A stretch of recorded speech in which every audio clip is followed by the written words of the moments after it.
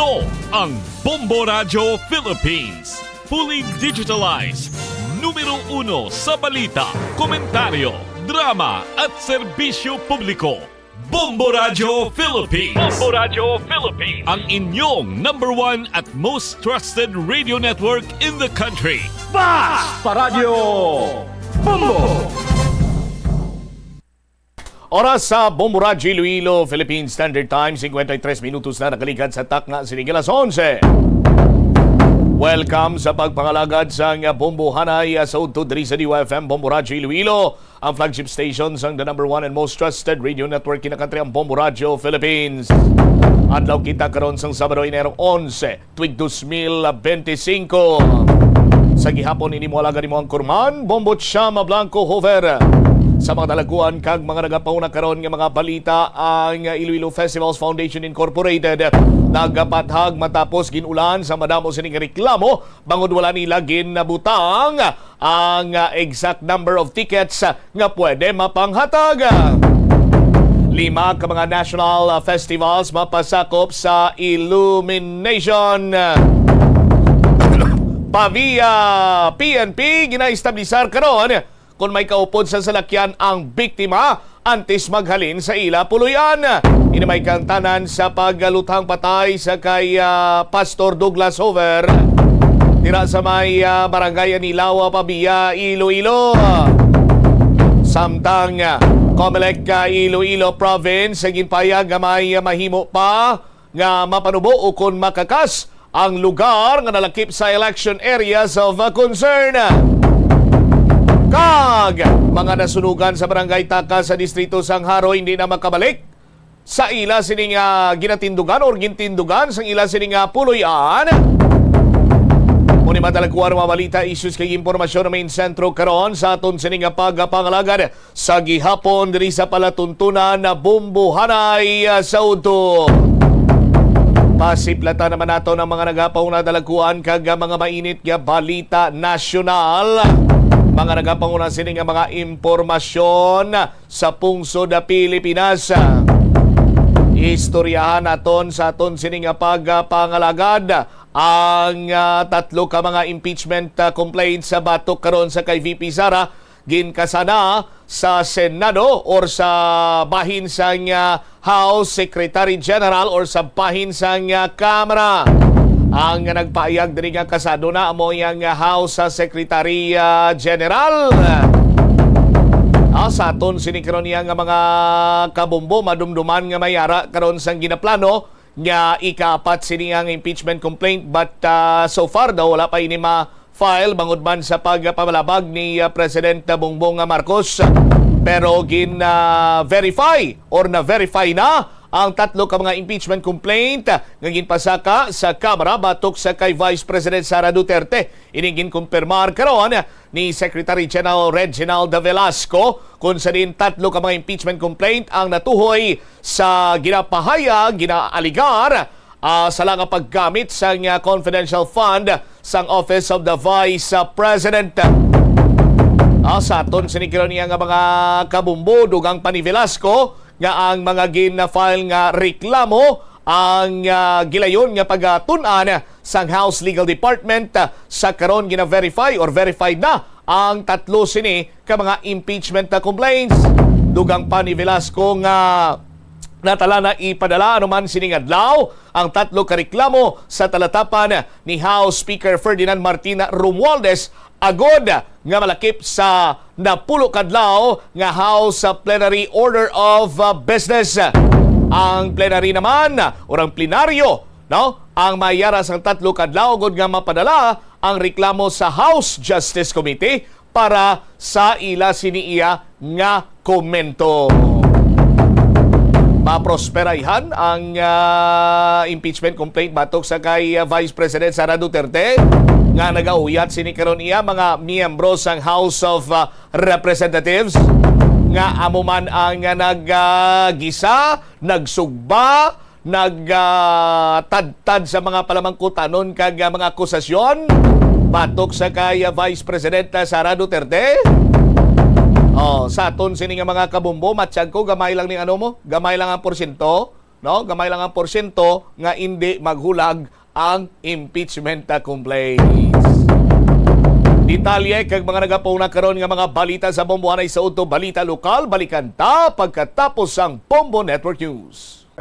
Iloilo River Esplanade ang lugar nga para sa inyo. Kini ang favorite spot sang mga Ilonggos sa pag-ehersisyo kag baglantaw sang sunset. Madamo man sa mga local cafes kag restaurants nga malapit sa Iloilo River Esplanade nga makasatisfy gid sang imo nga kagutom. Ang Iloilo River Esplanade ang nakadaog na sa madamo nga mga awards, lakip na diri ang 2017 Gantimpala Excellence Award. Nabaton man sini ang haligi ng Dangal Award para sa Landscape Architecture category sang 2018 National Commission for Culture and the Arts o kon NCCA haligi ng Dangal Award. Hindi malikawan nga ginapangita gid sa isa ka tawo ang foot massage. Magluwas nga manami ini sa pamatyagan. Mayara man ini sa maayo nga benepisyo sa lawas. Sunod kay Dr. Tyler Wheeler, Primary Care Sports Medicine Physician, ang malipot nga foot massage ang makapahagan-hagan sang stress. Ang moderate pressure massage ang safe para sa mga Ito ang Bombo Radio Philippines. Fully digitalized.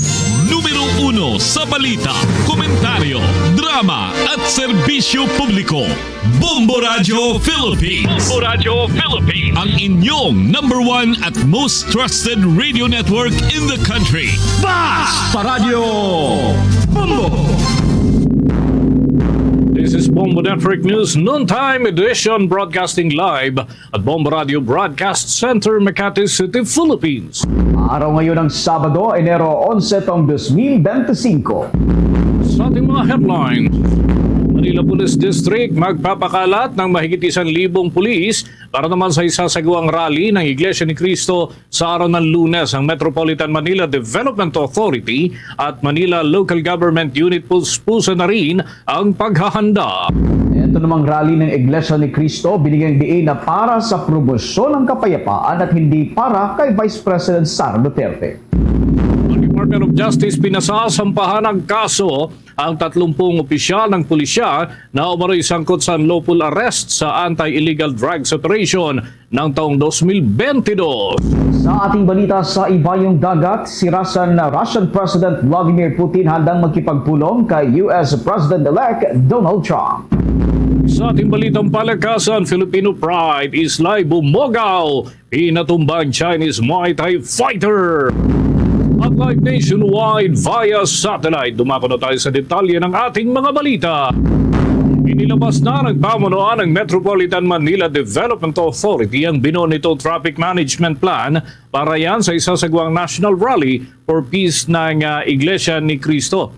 Ang mapayapang kilos protesta ay daraos ng naturang grupo sa Quirino Grandstand sa lungsod ng Maynila. Yan ay sa darating na araw ng Lunes sa 13 ng Enero. Sa isang pahayag ay sinabi ni Metropolitan Manila Development Authority Chairman Attorney Don Artes na posibleng umabot sa mahigit 1 milyon na mga miyembro ng naturang sekta ang dadalo sa pagtitipon na ito. Magmumula yan sa iba't ibang lalawigan sa bansa. Una nang sinabi ng grupong Iglesia ni Cristo na ang kanilang isasagawang peaceful rally ay bilang suporta sa pahayag ni Pangulong Ferdinand Bongbong Marcos Jr. na walang idudulot na maganda ang pagsusulong ng impeachment laban kay Vice President Sara Duterte. Pagpapakita rin naman ito ng pagtutol sa mga inihain na impeachment complaint laban sa Vice Presidente. Kaugnay nito ay sinabi nga ng ahensya na mag-deploy sila ng mahigit 1,300 mga tauhan. Yan ay para mag-assist o malalay doon sa naturang rally na idaraos sa Maynila. Samantala sa kaugnay na balita, nilinaw ng ilan sa mga personalidad na konektado sa Iglesia ni Cristo na ang isasagawang rally sa araw hulang Lunes, Enero at 13 ng taong ito ay hindi bilang pagsuporta kay Vice President Sara Duterte, kundi upang ipanawagan ang pag-iral ng kapayapaan sa bansa. Kabilang dito ang mga personalidad mula sa official broadcast platform ng Iglesia ni Cristo na sina Ali Soto at Jen Subardiaga. Katwira namang ito, ang naturang rally ay hindi para kay Duterte at hindi upang magpakita ng anumang political color. Isasagawa ito nila bilang panawagan ng Iglesia ni Cristo para sa kapayapaan kaya tinawag nilang National Rally for Peace. Nakatakda ang naturang rally sa Quirino Grandstand kung saan nasang maraming miyembro ng Iglesia ni Cristo ang makikilahok Una ring sinuspende ng Malacanang ang pasok sa mga government offices at pasok sa lahat ng antas sa Manila at Pasay City sa naturang araw. Samantala, tiniyak naman ng Commission on Elections at Philippine National Police na walang dapat na ikatakot ang publiko doon sa mga itinalagang checkpoint sa iba't ibang lugar sa ating bansa, kasabay na rin ng pagsisimula ng election gun ban. Simula yan bukas at 12 ng Enero.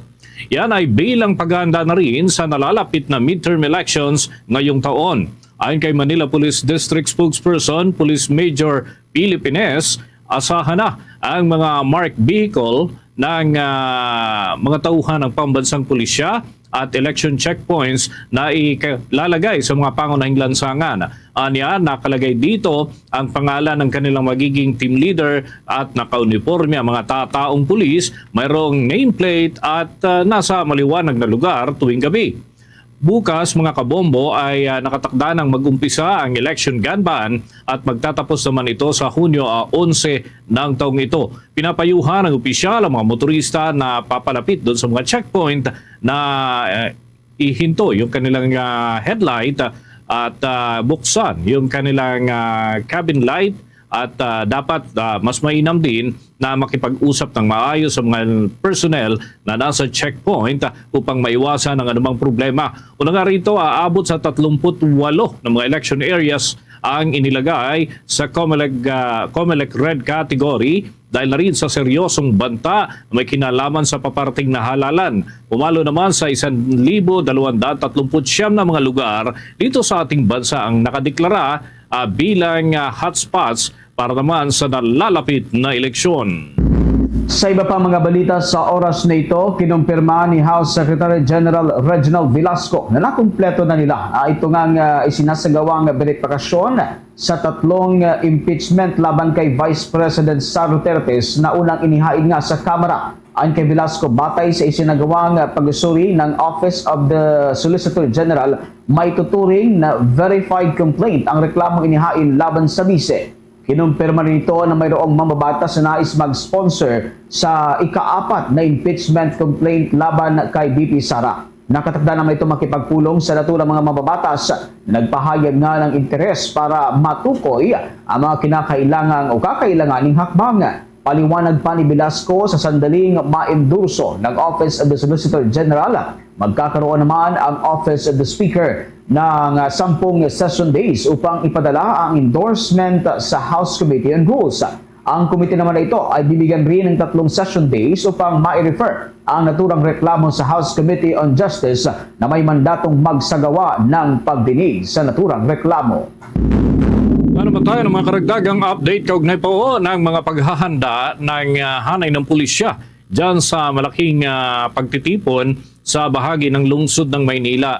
Nasa 1,200 ang tauhan ng pambansang pulisya ang nakatakdahong i-deploy. Dagdag pa yung puwersa ng Metropolitan Manila Development Authority at iba pang mga tanggapan dahil nga dito sa Peace Rally na idaraos sa naturang lugar. Alamin natin ang mga update mula kay Bombo Kelly Cordero. Magpapakalat ang Manila Police District ng nasa higit 1,200 kapulisan sa Metro Manila para sa isasagawang rally ng Iglesia ni Cristo ngayong darating na January 13. Ang rally ay isasagawa sa Lunes sa Quirino Grandstand. Ayon kay Manila Police District Director Police Brigadier General Thomas Ibay, inaasahan na malaki ang bilang ng mga iglesyang lalahok. Nagsagawa na rin kanina ng coordinating conference sa MPD headquarters kung saan pinag-usapan kung papaano mapapanatili ang maayos at ligtas na National Peace Rally at handa na rin ang parking ng inaasahang nasa 15,000 sasakyan na magsisimulang magsidatingan bukas ng hapon hanggang bukas ng gabi. Nasa higit 1,000 buses, higit 2,000 minibuses, mga van, jeeps at private vehicles ang inaasahan. Samantala, nag-anunsyo na rin ang road closure ang Metropolitan Manila Development Authority or MMDA sa mga kalsada sa paligid ng Luneta Park para bigyang daan ng Peace Rally. Inaasahan kasi ng MMDA na aabot sa 1 milyon ang bilang ng mga iglesyang dadalo. Pansamantalang isasara ang Katigbak Drive, South Drive Rojas Boulevard mula UN Avenue hanggang Padre Burgos, TM Calao Bonifacio Drive mula Padre Burgos hanggang Andes Circle. Pansamantala ring isasara ang Padre Burgos mula Rojas Boulevard hanggang Taft Avenue at ang Maria Orosa. Nagpaalala naman si MMDA Chairman Don Artes na hindi ito pwedeng gawing political rally. Mahigpit na pagbabawalan magsalita dito ang sinumang politician. Ay hindi pwedeng gawing political rally ito. So, absolutely daw po, any politician ay hindi pwedeng magsalita. Yes, definitely, lalo daw po yung mga galing sa malalayong lugar, baka daw po Sunday night ay nandiyan na po sa venue. Matatandaan na inanunsyo ng Iglesia ni Cristo na magsasagawa sila ng peace rally para suportahan ang panawagan ni Pangulong Ferdinand Bongbong Marcos Jr. na huwag nang isulong ang impeachment complaint laban kay Vice President Sara Duterte. Para sa Bombo Network News, Bombo Kelly Cordero nag-uulat para sa number 1 and most trusted radio network in the country, Bombo Radio Philippines. Basta Radio, Bombo! Bombo International News. Nagsalita na rin ang Russia kasunod ng inilutang ni incoming US President Donald Trump na nais ni Russian President Vladimir Putin na makipag-usap sa kanya. Ayon kay Russian President Secretary Dmitry Peskov, nakahanda si Putin na magsagawa ng face-to-face talk kasama si US President-elect Donald Trump nang walang anumang kondisyon. Ito ay sa gitna na rin ng anayay pagnanais ng outgoing Biden administration na pahirapan ng bilateral relations sa pagitan ng Estados Unidos at ng bansang Russia.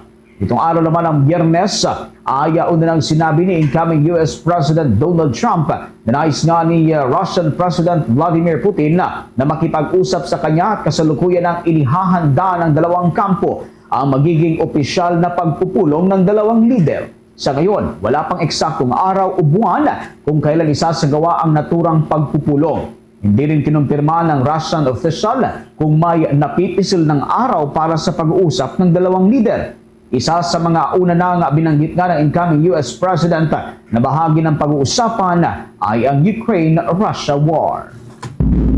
Samantala, inirekomenda ng Department of Justice ang paghahain ng kasong kriminal laban sa 30 opisyal ng Philippine National Police na sangkot sa unlawful arrest na isinagawa kaugnay ng anti-illegal drug operation ng taong 2022. Sa nangyaring operasyon kasi mga kabombo, nasa kote ng operatiba ang nasa 6.7 bilyong piso na halaga ng shabu sa lungsod ng Maynila. Batay sa inilabas na 47 pahina ng resolusyon, inaprubahan ng Department of Justice Panel of Prosecutors ang paghahain ng kasong may kinalaman sa Republic Act 9165 o Comprehensive Dangerous Drugs Act of 2002. Partikular na dito ang pagtatanim ng ebidensya sa ilalim ng Section 29. Matapos nga ang isinagawang preliminary investigation, matagumpay na naresolba ng panel ang reklamong inihain ng National Police Commission at Philippine National Police Criminal Investigation and Detection Group. Nagugat ang reklamo mula sa isinagawang buy-bust operation laban sa lending na isang tanggapan ng lending institution doon sa Tondo, Maynila na nagresulta naman sa pagkakaresto kay Nelly Saligumba Atendero at pagkakasakote ng nasa 970 kilo ng methamphetamine hydrochloride o shabu noong Oktubre 8 ng taong 2022 at pagkakaaresto kay Police Master Sergeant Rodolfo Mayo noong 9 ng nasabing buwan dyan sa Quiapo, lungsod ng Maynila. Ayon pa sa panel of prosecutors ng Department of Justice, napatunayan ang kanilang pagsisiyasat na nagkaroon ng unlawful arrest ang mga akusadong pulis doon sa nabanggit na individual. Samantala sa iba pang mga balita, muling pinaalalahanan ng Philippine Institute of Volcanology and Seismology ang mga residente na malapit naman sa may bisinidad ng Bulkang Taal na maging mapagmatsyag dahil sa patuloy na aktibidad nito. Patuloy kasi ang pagbuga nito ng plume sa nakalipas na magdamag. Ayon nga sa ehensya, mas makabubuti sa mga residente na manatili na lamang sa loob ng kanilang mga tahanan kung hindi naman importante ang kanilang mga lakad. Sa nakalipas na magdamag ay muling nagbuga ang bulkan ng plume na may taas na 900 meter kasunod ng phreatic eruption. Ang phreatic eruption mula sa crater ng naturang bulkan ay sinabay naman ng volcanic tremor na tumagal ng 3 minuto. Nananatili naman ang naturang bulkan sa alert level 1 status. Nilinaw ng Philippine Institute of Volcanology and Seismology na hindi na bago ang paglitaw ng mga hot spring dyan sa probinsya ng Batangas matapos nga ang aktibidad ng Bulkang Taal. Ginawa ni Philippine Institute of Volcanology and Seismology Director Teresito Bacolcol ang naturang paglilinaw kasunod na rin ng ilang nakita ng mga residente na hot spring na lumitaw sa dyan sa may area ng Sinisian East Beach. Ayon nga kay Director Bacolcol, ang mga hot spring malapit sa Taal Volcano ay dahil yan sa init na nagmumula mismo sa magma mula dyan sa ilalim ng lupa. Ang mga volcanic areas, anya, ay mas mababaw ang magma. Ibig sabihin, mas malapit ito sa ibabaw ng lupa at kaya nagiging mainit ang lupa at ganun din ang tubig na nanggagaling dito. Sa pamamagitan niyan ay umiinit din ang tubig at nagkakaroon ng paglabas ng tubig doon sa lupa at ito yung tinatawag na spring, ngunit mainit ang tubig dahil na rin sa magaan niya ang tubig kapag ka ito ay naiinitan ay nagkakaroon ng movement paakyat daan upang lumabas bilang hot spring. Nilinaw naman ng pinuno ng ahensya na hindi nakakabahala ang ganitong mga pangyayari dahil ganito rin ang sitwasyon sa iba pang mga lugar na mayroong aktibong bulkan. Sa iba pang mga balita, abay isinusulong ni senatorial aspirant Luis Chavez Singson na higit na bigyang pansin ang financial inclusivity, economic growth, job creation, industrialization at modernization ng public transportation sa bansa. Para kay Singson, ito ang nagiging instrumento upang mas lalo pang matugunan ang masa at grassroots communities. Kaugnay nito, sinimulan ni Manong Chavit ang kanyang aktibidad na dala ang naturang mga advokasya sa isang nationwide tour kung saan bumisita siya sa Ilocos, Ilocos Sur, Cebu, Zamboanga, Pampanga, Misamis Occidental at Laguna at maging sa mga syudad dito sa Metro Manila. Tinanggap naman siya ng buong puso sa mga lugar na kanyang pinuntahan kung saan nagpahayag ang marami ng kanilang buong suporta para sa kanyang mga adhikain. Isang salita si Chavez Singson, Pilipinong magaling, Ilocano mabait. Isang salita lang siguradong gagawin. Pag may sinabi ka, kailangan gawin mo. Pag mawalang credibility mo, wala kang maniniwala sa'yo. Pag sinabi ko, ginagawa. Basta panalo ang Pilipino. Pag kalugi-lugi na ako, gagawin ko pa rin. Gawa senador ko. Number 58, na isang salita si Chavez Singson. Balik tayo sa ating mga balita. Tiniyak ng Northern Mindanao Police ang kahandaan kasunod na rin ang pagkakadeklara bilang areas of concern sa 30 lugar doon dyan sa nasabing rehiyon. Yan ay para na rin sa 2025 midterm elections. Ang kay Northern Mindanao Police Director, Police Brigadier General Jason de Guzman, lahat ng i-deploy na personnel ay sasailalim sa akma at masinsinang training upang matugunan ang anumang problema sa kabuuan ng election period. Regular din niya na makikipag-ugnayan sa Armed Forces of the Philippines para naman sa kanilang tulong na mabantayan ang kabuuan ng rehiyon. Mula sa 30 election areas of concern, 8 lugar sa naturang rehiyon ang nasa ilalim ng orange category dahil na rin sa matinding tunggalian sa politika.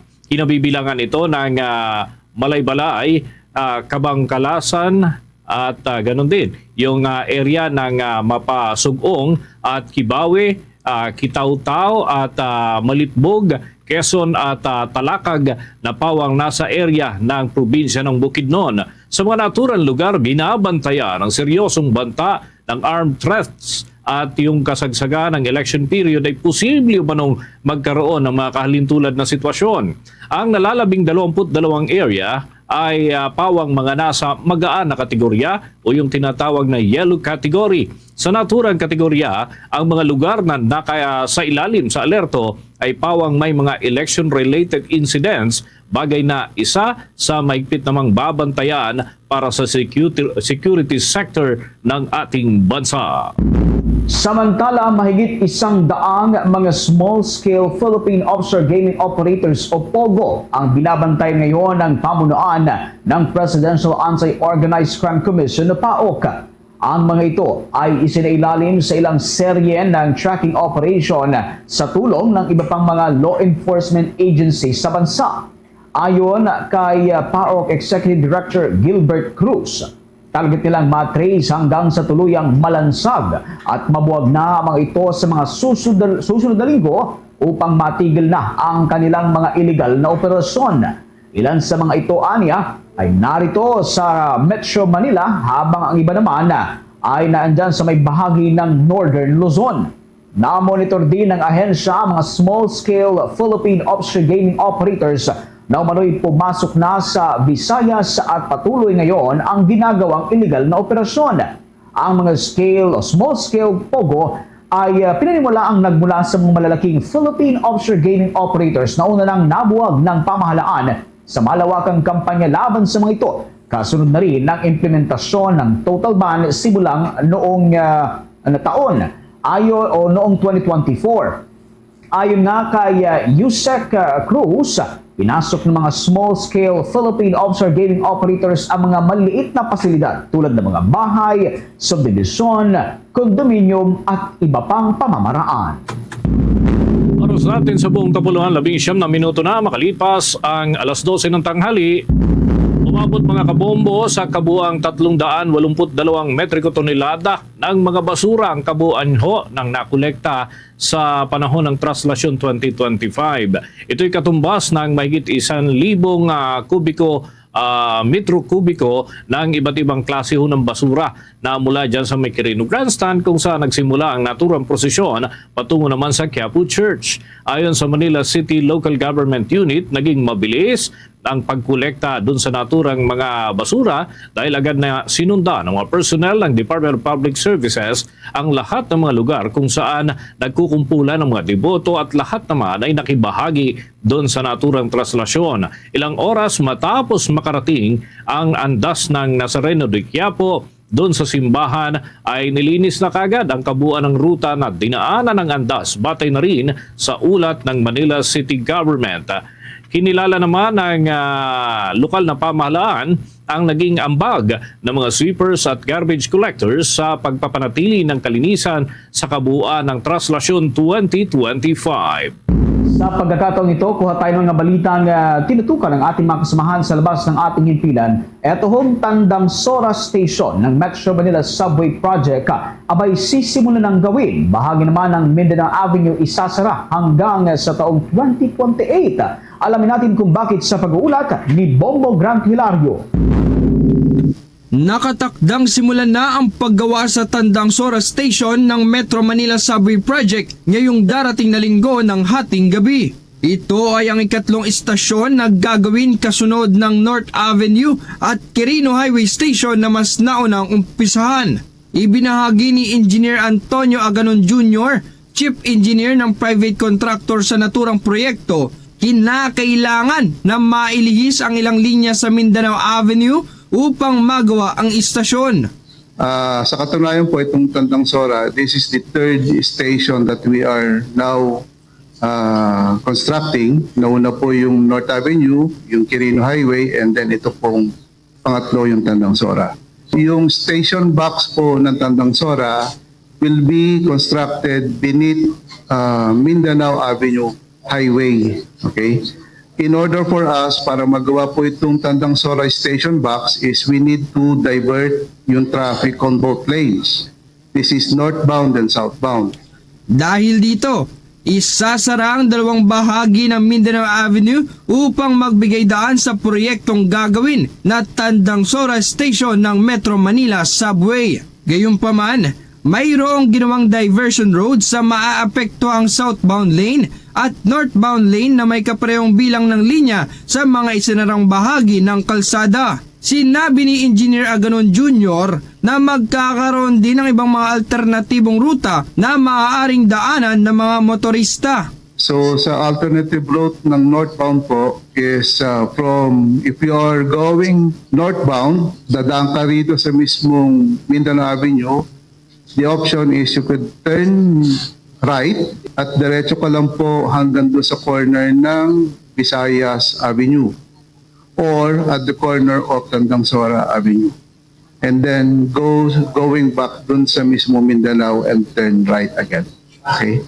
So ganun din po yung sa southbound natin before. Papasok ka ng Quirino Highway and then use yung alternative route ng Road 20 and General Avenue. Sa gagawing istasyon, maaapektuhan ang nasa 100,000 motorista na dumadaan sa southbound lane habang higit 70,000 namang biyahero sa northbound lane ng Mindanao Avenue. Samantala, nilinaw naman ni Attorney Don Artes, ang chairman ng Metropolitan Manila Development Authority, na hindi naman umano masyadong bibigat ang daloy ng trapiko sa pagsisimula ng naturang proyekto. Pero again, wala po dapat ikabahala yung ating mga kababayan kahit medyo matagal ito gagawin dahil meron naman pong ginawang diversion road na of equal lane doon po sa isinara. Para sa Bombo Network News, Bombo Gran Hilario nag-uulat para sa #1 and most trusted radio network in the country, Bombo Radio Philippines. Basta Radio, Bombo! Bombo Sports News. Hinabol ng Milwaukee Bucks ang Orlando Magic daan upang iposte ang ika-20 panalo nito ngayong season. Sa unang 3 quarter mga kabombo ng kanilang laban ay pawang hawak ng Magic ang lead sa tulong na rin ng pagdomina ng performance ng nagbabalik aksyon na si Paolo Banchero. At gayunman, ipinilit ni Giannis Antetokounmpo na ubusan ang kalaban hanggang sa huling segundo ng kanilang tunggalian. Sa pagtatapos ng match, hawak ng Bucks ang 3 puntos na kalamangan, 109-106 sa tulong na rin ng 41 points at 14 rebounds ni Giannis. Nagambag ng 29 na puntos naman ang point guard ng kanilang kupunan na si Damian Lillard. Muli namang nagpakita ng magandang play itong si Banchero sa kanyang muling paglalaro sa hardcourt at gumawa ng 34 points at 7 rebounds. Ang 3 puntos na kalamangan ng Bucks ay mula sa magkasunod na foul na itinawag ng referee laban sa Magic. Una ay para kay Brook Lopez at 18 seconds at bago matapos ang laro, nagawa ni Lopez na may pasok ang isa mula sa 2 attempt at sinundan ito ng 2 free throw nitong si Lillard 9 na segundo bago pa man matapos ang regulation. Ito na ang ika-18 pagkatalo ng Magic habang hawak naman ang 22 pagkapanalo. At bit-bit naman ng Bucks ang 16 na pagkatalo sa mga laban dyan sa NBA. Samantala, dinomina ni Filipino Muay Thai fighter Islay Erica Bumogaw ang laban kontra naman kay Chinese fighter Ran Longshu lalo pang ibulsa ang panalo ng kababayan po nating Igorota at ikalawang panalo na yan sa One Championship. Sa pagharap ng 2 fighters sa stadium dyan sa Thailand, nagpakita si Bumogaw ng solidong Muay Thai skills at nagawang patumbahin ang Chinese fighter ng ilang beses. Ilang pagkakataon mga kabombo na ginamit ni Bumogaw ang kanyang left front kick at kumonekta yan sa katawan ni Longshu.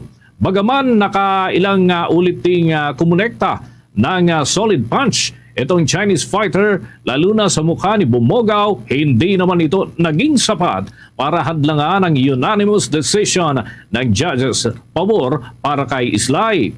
Nagharap ang dalawa sa ilalim ng 101-pound catchweight Muay Thai category. Pinuri naman ni Islay ang nakalabang Chinese sa anyay tibay nito sa kanyang pakikipagharap.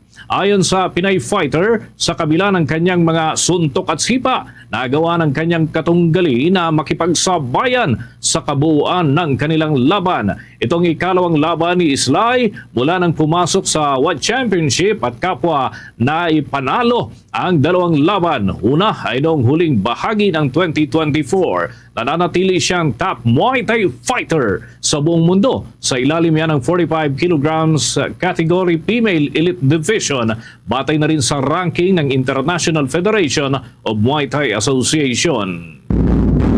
Sa dagdag pang balitang palakasan, nagsampa ng kaso itong si Princess Marshall laban sa kanyang asawa at Olympian na si Yumer Marshall at isang Olympic medalist yan at dahil na rin sa umano'y pang-abuso at pagtataksil at paggamit ng kanyang ipon para naman sa pakikipagrelasyon sa ibang babae. Ayon kay Princess, nahuli niya itong si Yumer kasama ang isang babae sa Pasay noong Oktubre ng taong nakalipas. Pinalaya si Yumer matapos na bawiin ang reklamo para ayusin na lamang ang kanilang gusot, ngunit lumala pa raw ang sitwasyon nang lumipat ito sa Zamboanga kasama ang kanyang karelasyon. Gumamit pa ng nagkaroon ng bahay at doon na dumulog ito si Princess sa otoridad, partikular na ang pagsusulong ng kaso para sa kanilang relasyon at ang dalawang mga kabombo ay kinasal noong 2021 matapos naman ang tagumpay ni Yumer sa Tokyo Olympics. At bukas naman ang Bombo Radio Philippines para sa panig ni Yumer Marshall upang bigyang linaw ang mga aligasyon laban sa kanya. Isang salita si Chappie Chingson. Pilipinong magaling, Ilocanong mabait. Isang salita lang siguradong gagawin. Pag may sinabi ka, kailangan gawin mo. Pag mawalang credibility mo, wala kang maniniwala sa'yo. Pag sinabi ko, ginagawa. Basta panalo Pilipino. Pag kalugi-lugi na ako, gagawin ko pa rin. Gawa senador ko. Number 58, na isang salita si Chappie Chingson. Samantala, tiniyak naman ng Department of Tourism sa publiko na nanatiling buo ang kanilang commitment sa pagsulungan ng sektor ng turismo sa ating bansa. Ayon kay Tourism Secretary Cristina Frasco, ito ay sa kabila ng mga kasalukuyang kinakaharap na hamon ng bansa noong nakalipas na taon. Kumpiyansa ang kalihim na lalo pang gaganda ang industriya ng turismo sa Pilipinas ngayong taon sa kabila nga ng ibinaba ng kanilang branding at marketing program funds na mabot na lamang sa 200 million pesos.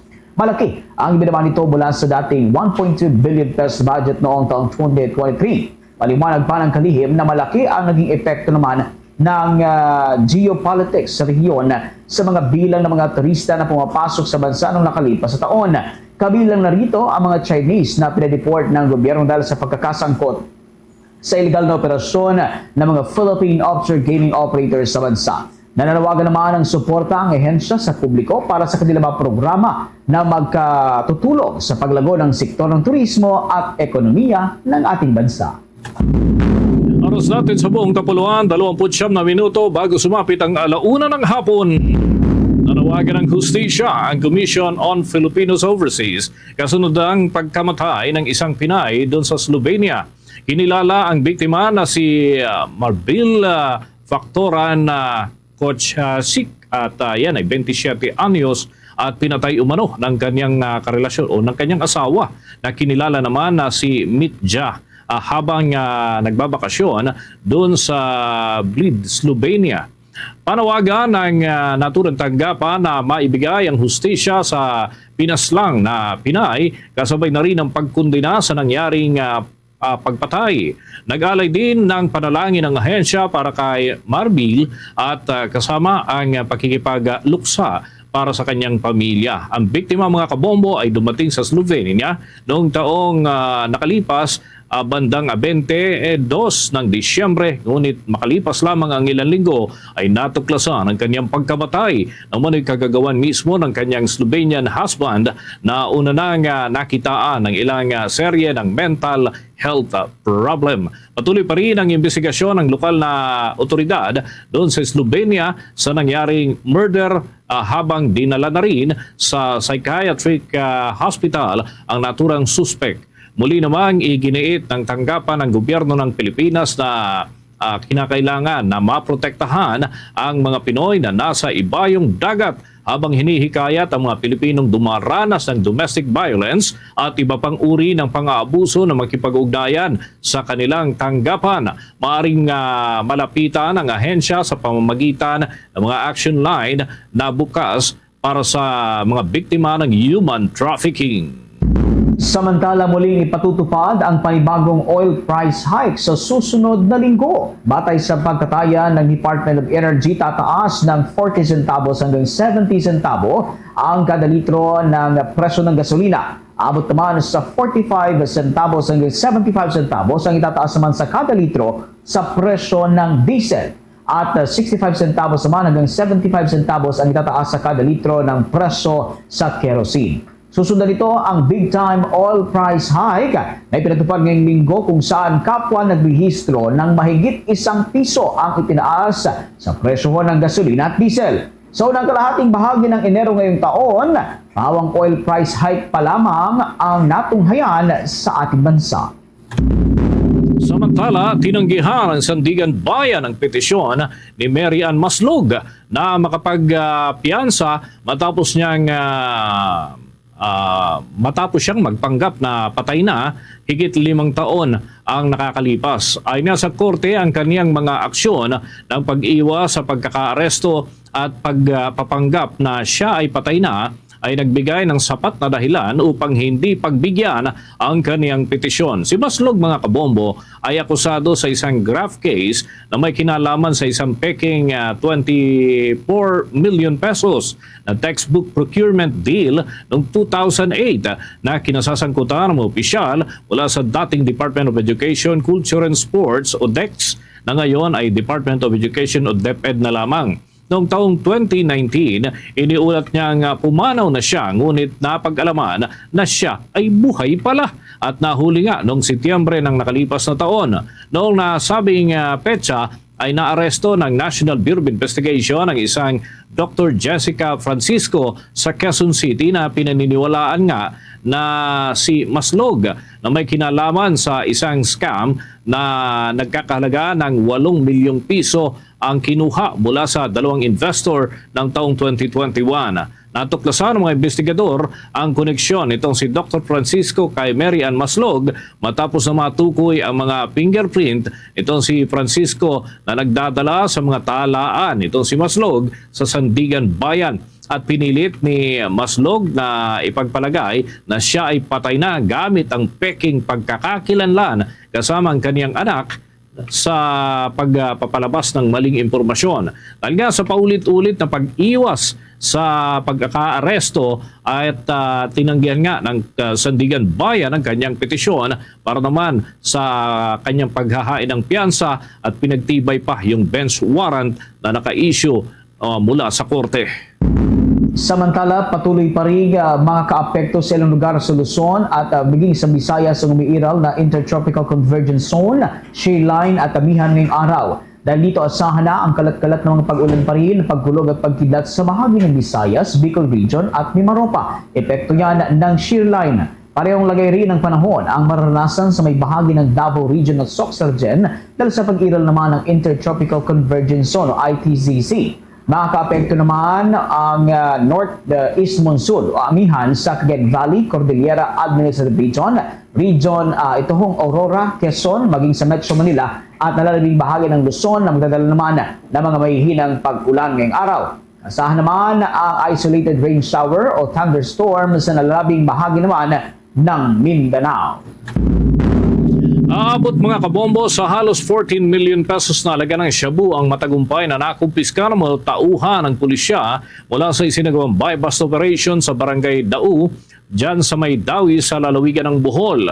Nagresulta ito sa pagkakaaresto sa suspect na si Jesse Baginang, 26 anyos, na residente ng Barangay Paz Cortez sa naturang lalawigan. Ayon nga sa pambansang pulisya, aabot sa kabuuang 13 million pesos ang nakumpiskang shabu mula sa isinagawang operasyon.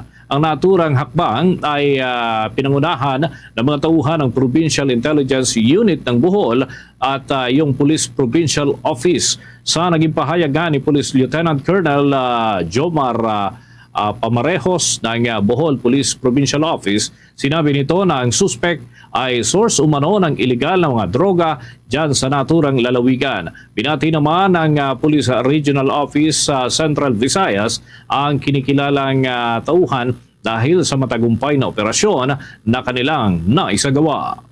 Samantala, abot naman sa mahigit 400 tons o katubas na mahigit 100 na truckloads ng basura ang nakolekta matapos ang matagumpay na pagdiriwang ng kapistahan ng Poong Jesus Nazareno sa lungsod ng Maynila.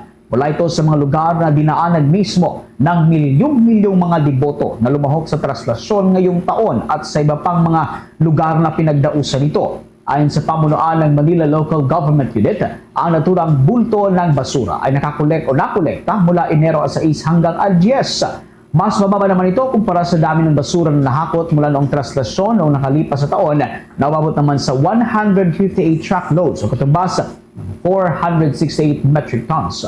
Kabilang sa mga ruta ng traslasyon kung saan nakuha nga ang bulto ng mga basura ay sa bahagi ho ng Plaza del Carmen malapit sa may sa may Sebastian Church. Dahil sa mga ito ay mga food containers, plastic bottles at mga plastic na uri pa ng mga basura. Lalo naman ang pamunuan ng Minor Basilica and National Shrine of Jesus Nazarene o Quiapo Church na maglagay naman ng mas maraming portalets sa traslasyon sa susunod na taon. Karagdagan pa sa ating mga balita.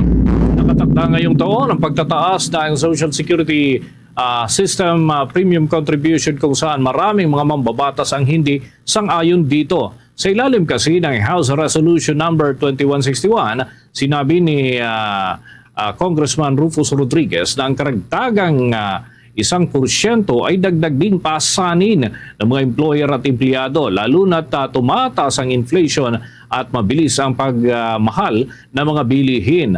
Ayon kay Rodriguez, dapat naunahin ng Social Security System ang pagresolba sa mga koleksyon mula sa delinquent employers bago ituloy ang premium hike at binigyan din niya ang mataas na kita ng Social Security System noong taong 2023 na umabot sa 353.82 billion pesos habang nananatiling mababa naman ang nakukolekta mula sa mga hindi nagbabayad ng kontribusyon. Ang premium hike ay nakasaad sa Republic Act number 11199, ngunit naniniwala ito si Congressman Rodriguez na dapat itong isuspindi dahil na rin sa kasalukuyang hirap ng mga Pilipino sa kasalukuyan.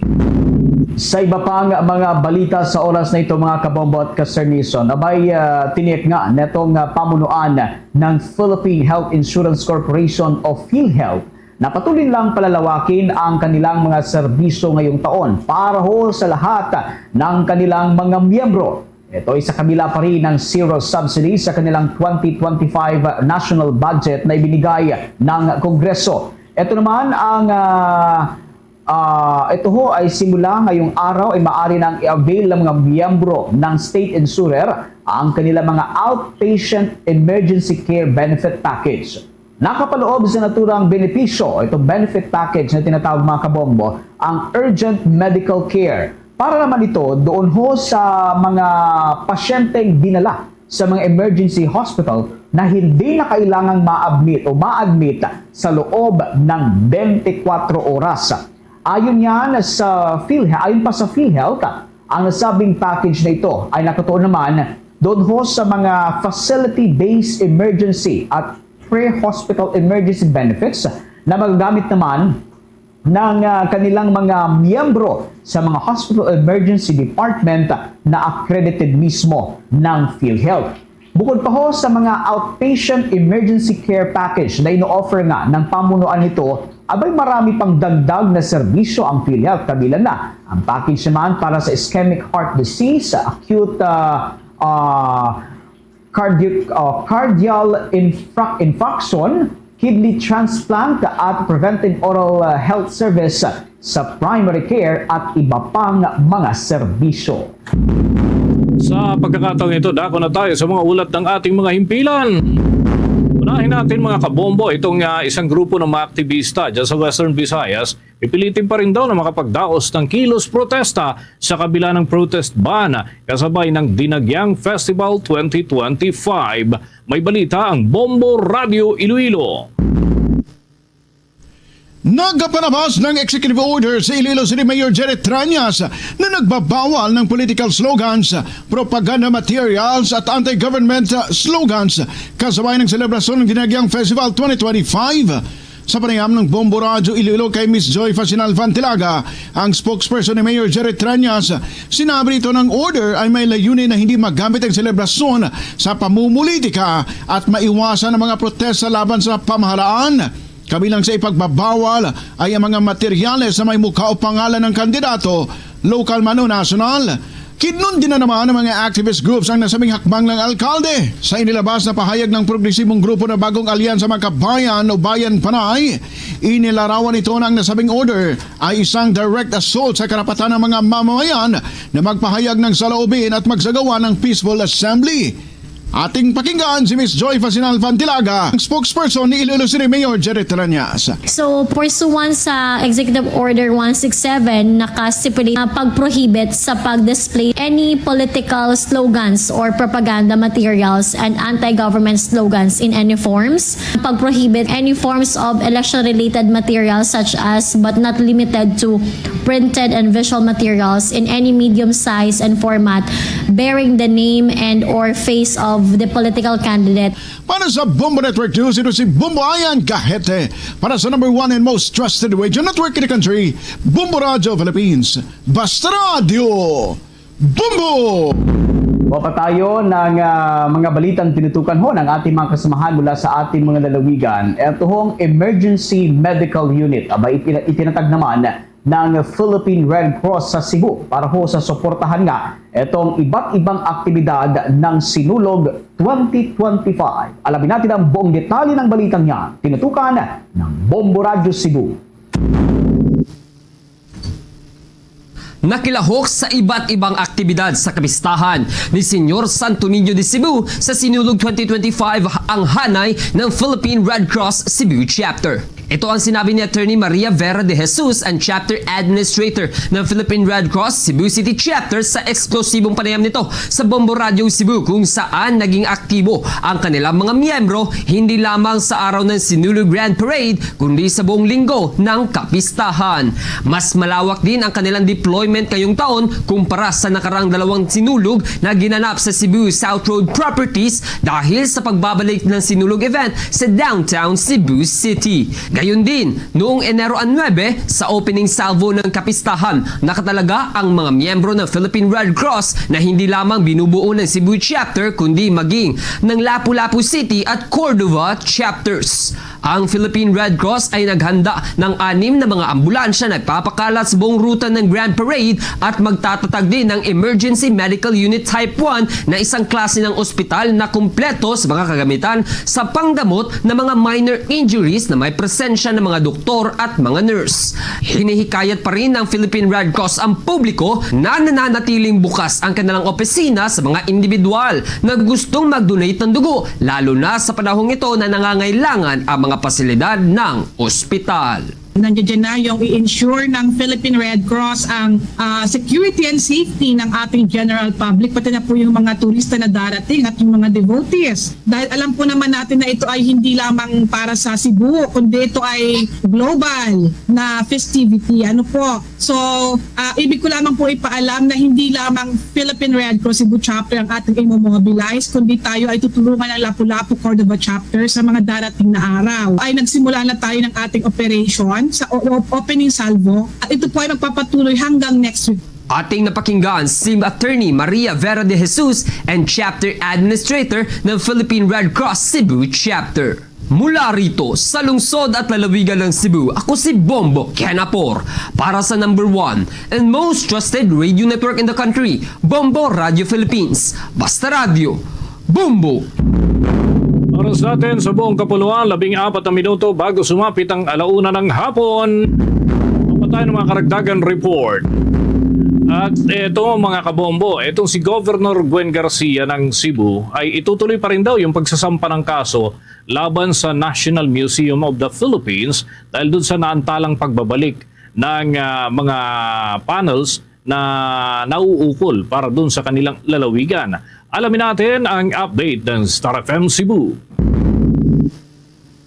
Desidido na si Cebu Governor Gwendolyn Garcia na ituloy ang pagsasampa ng kaso sa National Museum of the Philippines dahil sa naantalang pagbabalik ng pulpit panels na ninakaw mula sa Heritage Church ng Buluon. Sinabi ni Garcia na dapat simulan na ang paglilitis upang igiit ang pagmamayari ng simbahan. Aniya, bago pa man ito magsampa ng kaso, ay makikipagkita umano ito kay Cebu Archbishop Jose Palma upang planuhin ng maayos ang aksyon ukol dito. Nakiusap din ito sa Arsobispo na bigyan ito ng special power of attorney upang tuluyan ang makapagsampa ng kaso sa Korte Suprema.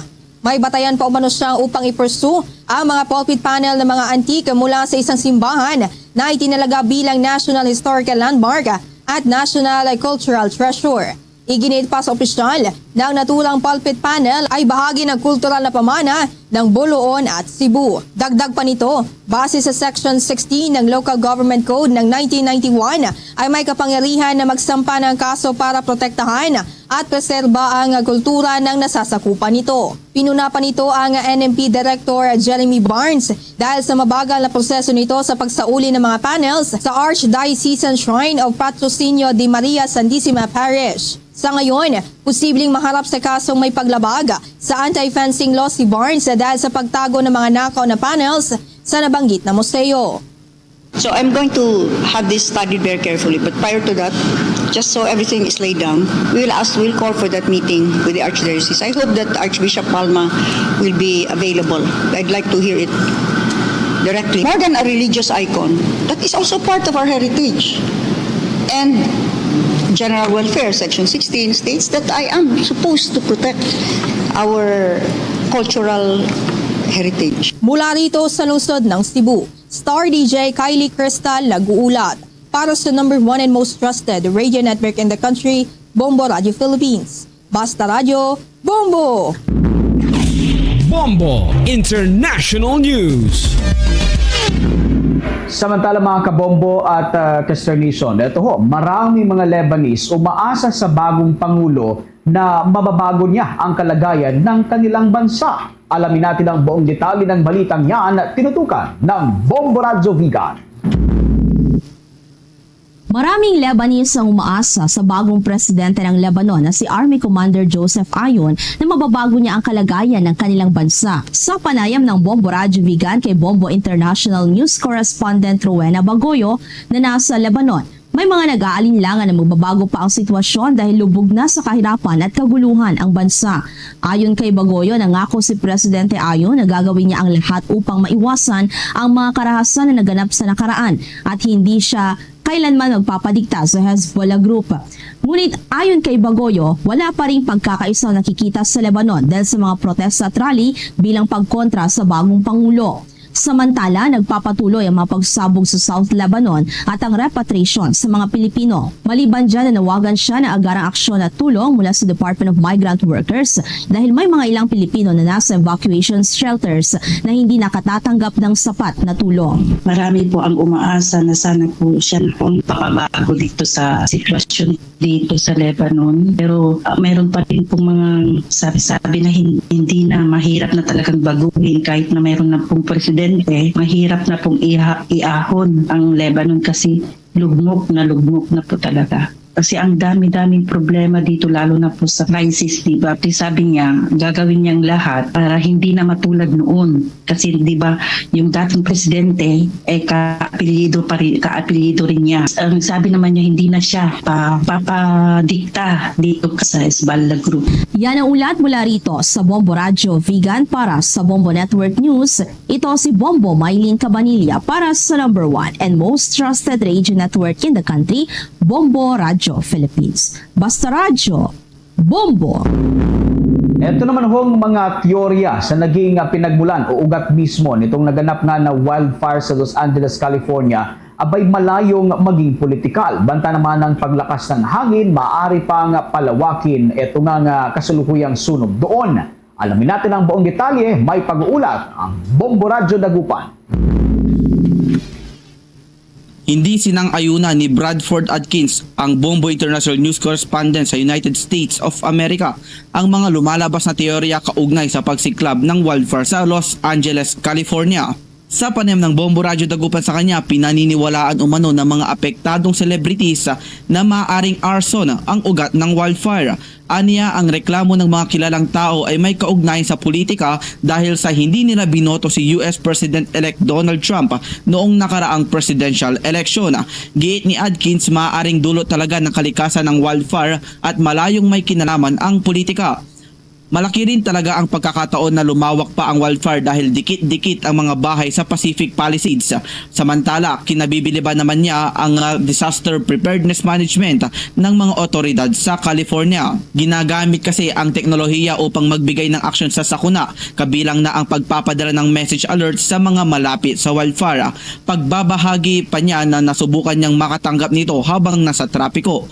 Gayunpaman, ikinalulungkot niya lamang na wala pang nakikitang katapusan ang sakunang nararanasan at maaari pa itong lumawak pa dahil sa banta ng paglakas ng hangin. Premature to conclude na arson yung posible. It's mahirap i-isolate yung arson kasi mahirap i-explain eh. Pero ang masasabi ko lang, you cannot go against nature. Pag nagkikiskisan yung mga damo, nag-i-ignite, nag-aapoy. So dito, pag yung bahay mo napapaligiran ng matataas na damo, ang gagawin ng bumbero, titikitan ka kasi utusan kang gupitin mo yun. Para sa Bombo Network News mula rito sa lalawigan ng Pangasinan, Bombo JB Zarcilla nag-uulat para sa number 1 and most trusted radio network in the country, Bombo Radio Philippines. Basta Radyo, Bombo! Bombo Sports News. Ito namang tinaguriang face of Jiu-Jitsu, 5-time world champion na si Meggy Ochoa ay tuluyan na hong nagretiro sa national team.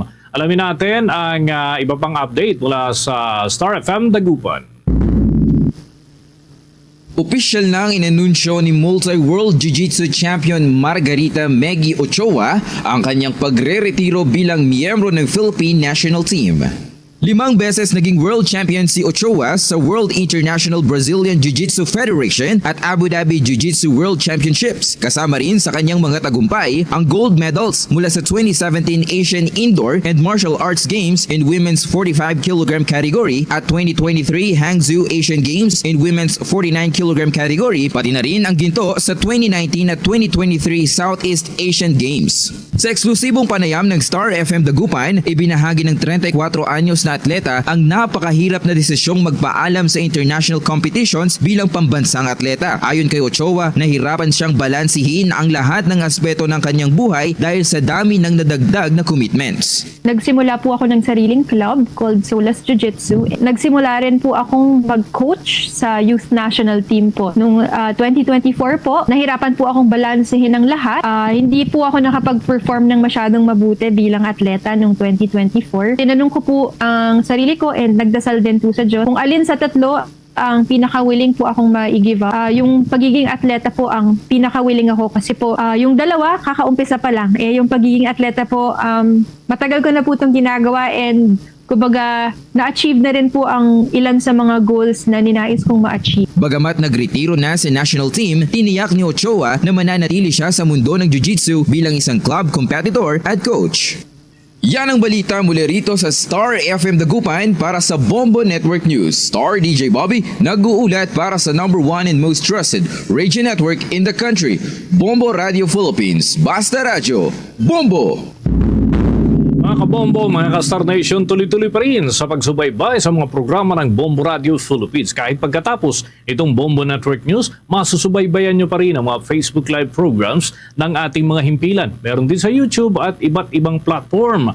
Ang mga himpilan natin dyan sa Northern Luzon, masusubaybayan ito mga kabombo sa pamamagitan ng ating mga himpilan, kagaya na lamang dyan sa lalawigan po ng Isabela, ay nariyan ang Bombo Radio Kawayan. Doon naman sa Pangasinan, nariyan ang Bombo Radio Dagupan. Habang sa Cordillera area ay nariyan po ang Bombo Radio Baguio. Doon naman sa lalawigan ng Albay, Bombo Radio Legazpi. Marami pa tayong mga kabombong mga istasyon dyan sa may bahagi ng Luzon kung saan maaari yung masubaybayan ng mga programa ng Bombo Radio Philippines ang kamang dako sa mundo. Nariyan pa rin ang Bombo Radio Tugigaraw, at ang Bombo Radyo Luwag maging ang Bombo Radyo Vigan, Bombo Radyo La Union. Para naman sa mga Bicolano, nariyan ang Bombo Radyo Naga. Sa pagkakataong ito mga Kabombo at Kester Nation, sama-sama tayong manalangin ng Orasyo Impirata for Peace. God, our Heavenly Father, Lord of peace and justice, we humbly come before you during this time of escalating geopolitical tensions in our part of the world. Through the years, you have sustained our faith in you as a nation. It is our faith in your divine providence that has made us survive the countless natural and human-caused calamities that have come our way in our history as a people. Spare us, Lord, from the horrors of war. Hear our pleas as we cry out to you. Have mercy on us, Lord. Rescue us from the malevolent forces that influence world leaders. For we believe that our struggle is not against flesh and blood, but against their rulers, against the authorities, against the powers of this dark world, and against the spiritual forces of evil in the heavenly realms. We pray for your leaders entrusted with making crucial decisions for our nation. We place all our hopes in you, seeking your forgiveness and mercy for the times when our fears and suspicions have tainted our perceptions with ethnic biases and prejudices verging on racism. We earnestly pray, Lord, that you make us instruments of your peace. Where there is hatred, let us bring love. Where there is injury, pardon. Where there is doubt, faith. Where there is despair, hope. Where there is darkness, light. Where there is sadness, joy. Through our Lord Jesus Christ, your Son, who lives and reigns with you in the unity of the Holy Spirit, God, forever and ever. Amen. Our Lady, Queen of Peace, Pray for us. Saint Michael the Archangel, Pray for us. Saint Joseph, Pray for us. Saint Francis of Assisi, Pray for us. Saint Lorenzo Ruiz, Pray for us. Saint Pedro Calungsod, Pray for us. At yan ang kalipunan ng ating mga balita para sa pantanghaling edisyon ng Bombo Network News.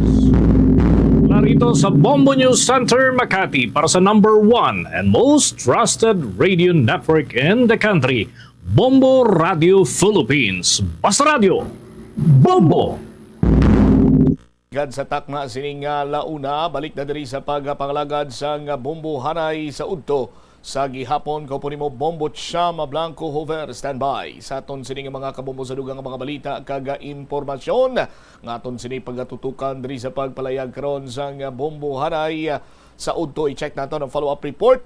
Kaupo naman sa kay Bombo Angel Tan, ang IFFI. Nagpathag matapos ginulan sang madamo sini ang reklamo bangod.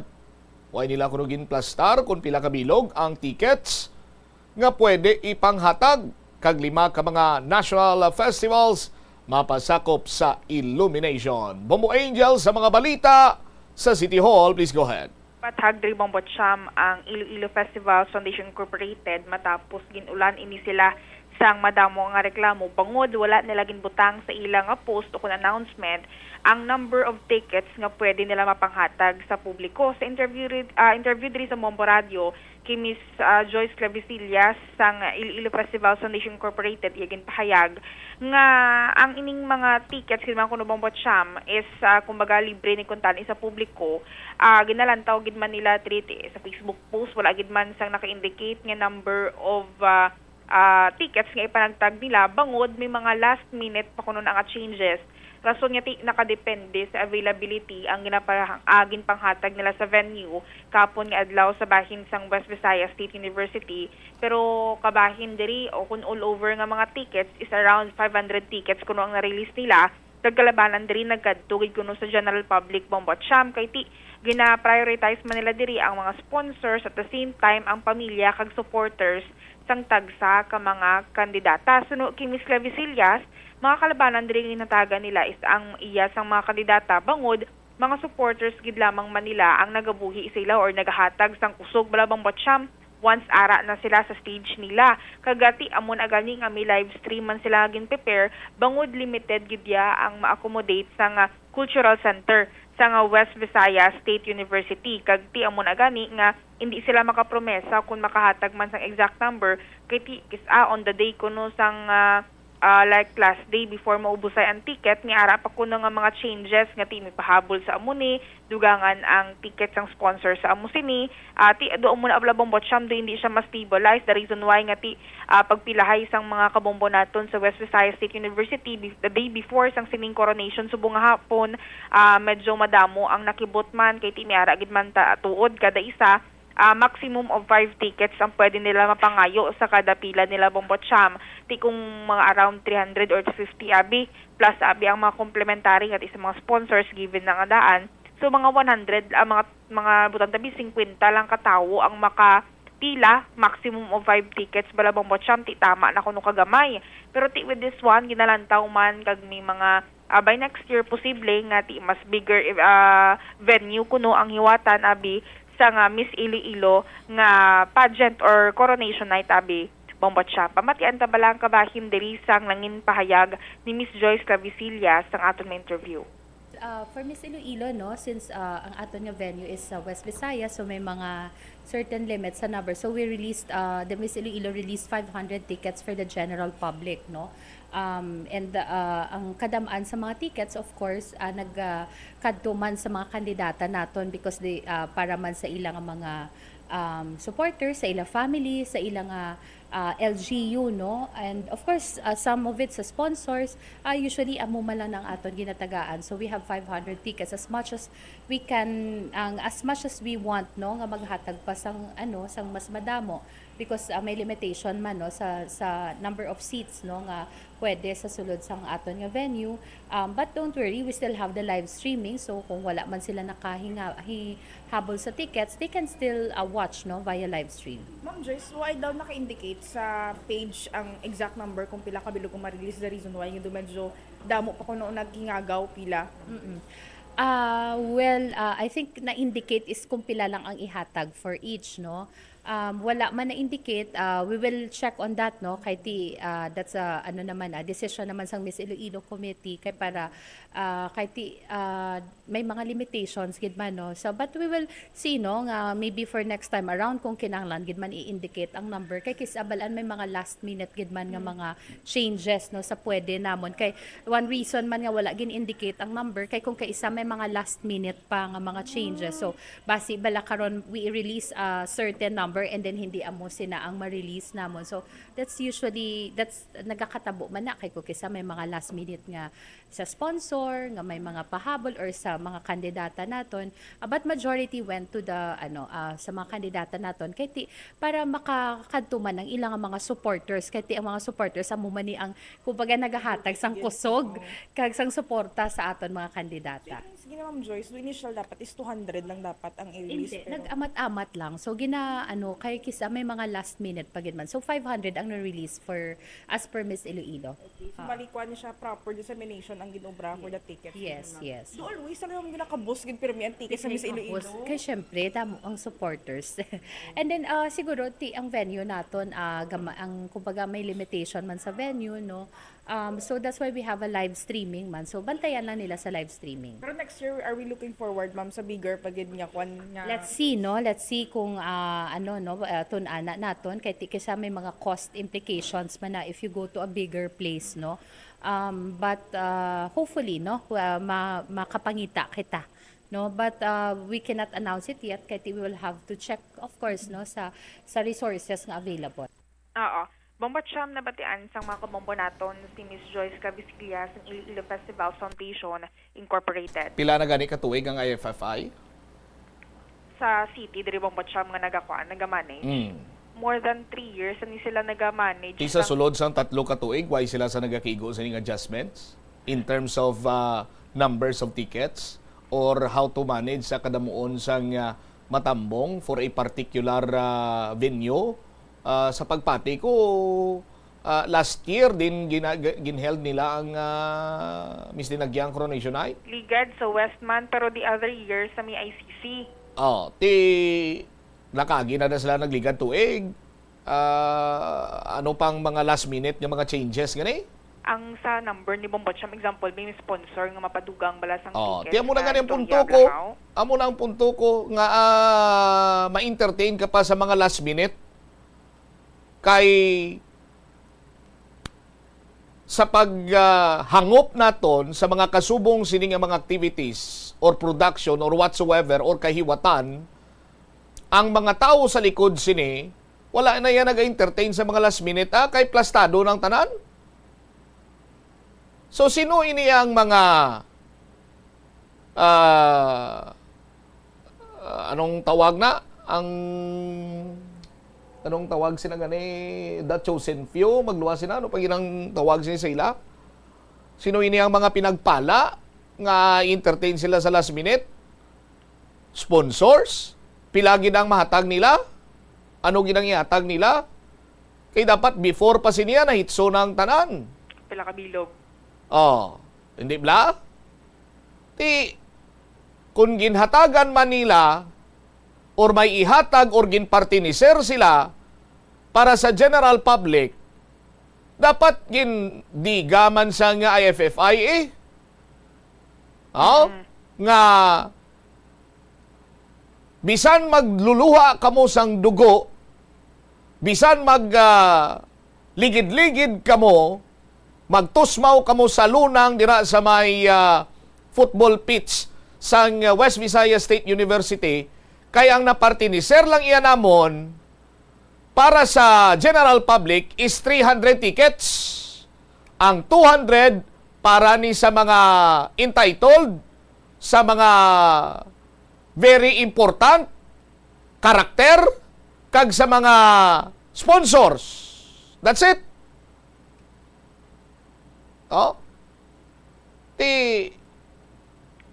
They've been doing this for quite some time. Why gid pa nila ma-perfect? Although mambal kita nga why man sang perfect sini iya nga pag dumala sa anuman sini nga mga activities, but close to perfect bala nga ginatawag nga wala na iya sang anuman nga mga sigalot or why na iya sang anuman sini iya nga ginatawag nga ukot. Iti ang ginakaptan nyo Iloilo mis dinagyang kag ang pilion sinadriya magarepresentar sa pila sini ka mga makabig sini naton international pageant. Tapos distribution kag transparency sa tickets kag ginapangatag hindi kay isro nga FFI. Ay, nano istoryato ni man?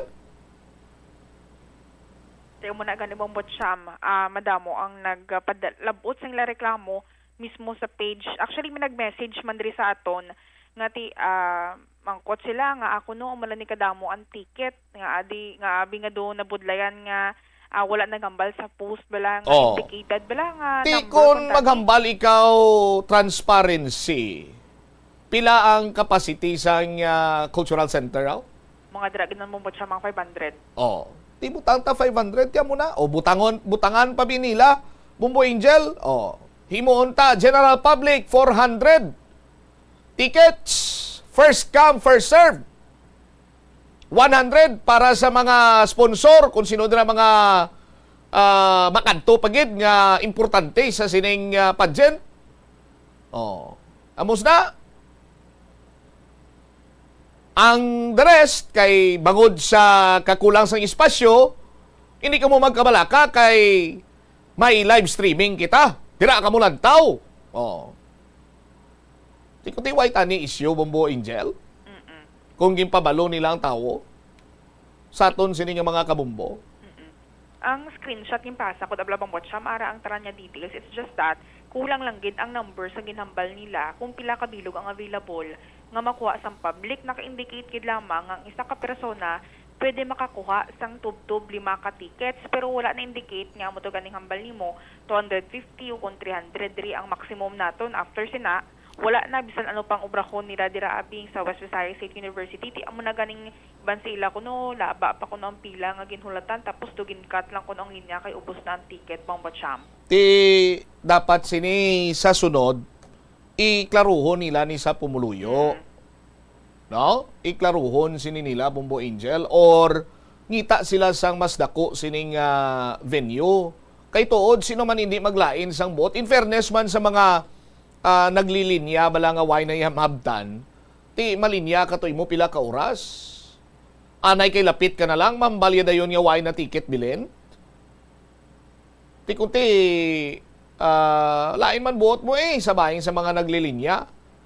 But kung may ara na kadaan iya sang iplastar sini nga numero abi ang IFFI for Miss Iloilo ti ba? Why na tani isang damo pa yang istorya kay kung kay isa abi Bombo Angel hindi man lang yan sala sa IFFI ini.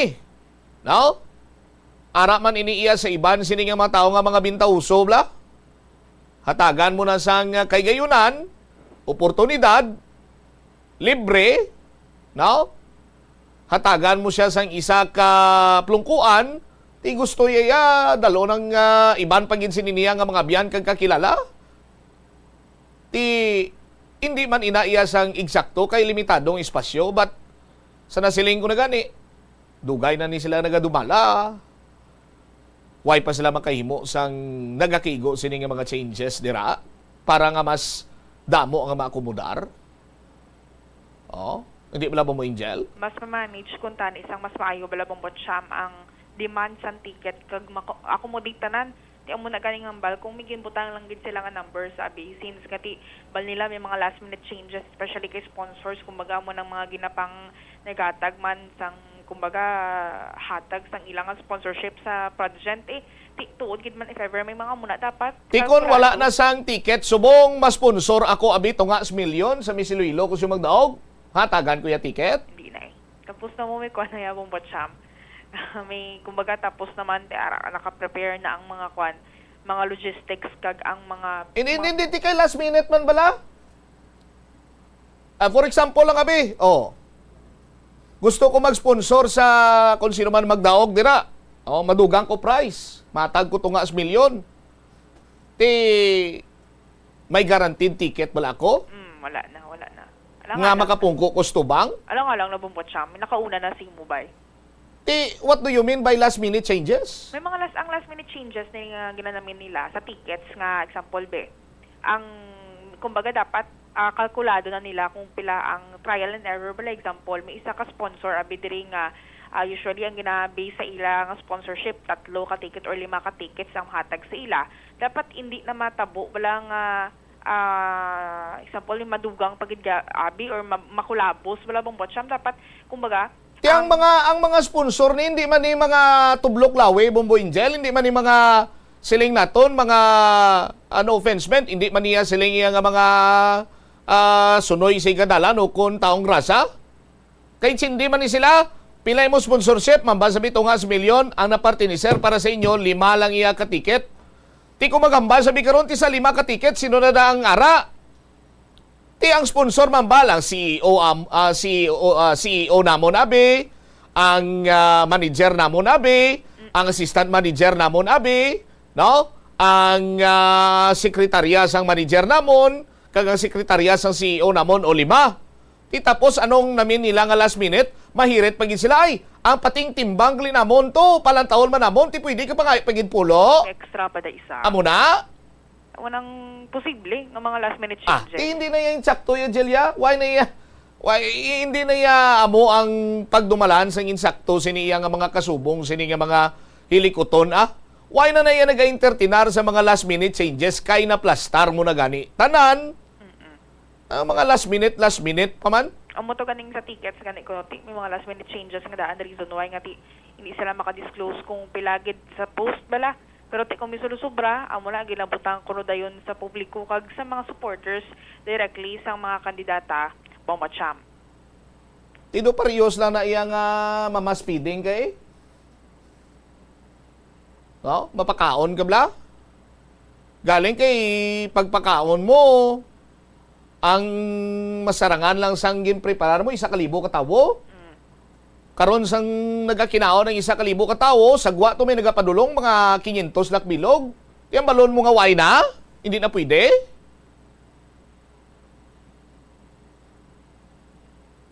Tapos Ang parinte sang imo sini nga parinte, mga 300 sila kabilog. Makadto kay pigado man mapakigbahin sa mass feeding, ti akomodar mo ya kay lapit sa imo. Amo ng last minute changes. Amo ng duga. Amo ng duga transpire. Wala bang botcham? Pero mo na ganing hambal man nga may live stream ako no bawi lang next year manabi for bigger space for the event manabi pero may mga budgetary concerns man nga hitsuhon mag-amo na ang istoryahan Bombacham pero with this one muna karon sa West Visayas State University 7 PM pero pwede man sila kalantaw sa gwa kay usually may dako man siya nga LED screen sa may gwa sa Kung nagagata ang utok sini nila. Ari diya lang gamay. Kung nagagata ang utok sini nila. West Visayas State University Cultural Center 500 ang capacity. Average mga dara. Do ka na 500 lang ang ma-accommodate. Okay, sige, 500 ma-accommodate na. Total kay daw uso kag new normal na lang diya sa syudad sa Iloilo, closure, bangod sa mga events. Takan-takan din ako dako nga LED TV sa may Freedom Grandstand. Butangan tada yun mga monoblock chair. Kung sino gusto maglantaw, arada, kantok mo to. Pasi pa lang, masolve la ila problema dyan. Next year, kung namon sila nila. Parang ati may area, liwat 2% sa Kanlamabacham sa may fireworks display, kay ga problema. Yes! Ga problema, sang damo, kapalupok, nagplastar sang diyang fireworks display para sa publiko. Kung hindi makomodar dito sa Cultural Center, plastar sila direo. Sa may Freedom Grandstand, butangan nila sa dako-dako nga LED da. Butangan nila mga plungkuan da dayon, sirado anay dalan. Parang atikwan parang sakop tanan. Makomodar tanan. Oo, makitaan tanan. Kay kung may magreklamo pagit at itikwang na lang dayon. Ay, hindi pa na. Joke only. Joke only. Pero wala bang botcham nga. Hopefully bala. Tutong hambal ni mo nga every year man ginapatigay ining Miss Iloilo kag kuntani na plastaro kun average malang binga number bala bang botcham tantabi may mga last minute changes kin man tuod mas mayo tani nga mi ara exact number para nga ti mabrubanta man sa mga kabombo naton kung pila ka bilog sir mapaerlihan nila ang pagpila nila bala bang botcham didto kung diin man yung area mag-release bisan tickets para sa Miss Iloilo for 2026 naman iya bang botcham. Ti lauman ko nga, ano subong adlaw? Pizza 11? Subong Pizza 11, Enero, tuwing 2025, amo na lang ni pinakaulihi ko nga mabatian ang mga tinaga nga last minute changes. Abay pa Jela? Sa Miss Iloilo na or sa tanan nga bagay? Sa ila lang, anay? Sa ila lang. Tama na, kwanta lang mo botcham. Sige. Pila ka ano nga mga national festival ni mapasakop sa illumination? Grabe. Kwan gini siya. Isa ni sa mga balantayan subong nagyang 2025 Bombacham. Bangod 5 ka national festivals ang mapasakop sa illumination competition. Amo ni siya ang do kumbaga naglain gid subong bangod gin-invite diri ang from Luzon to Mindanao nga mga mga festivals sa Bombacham nga nagasigiga.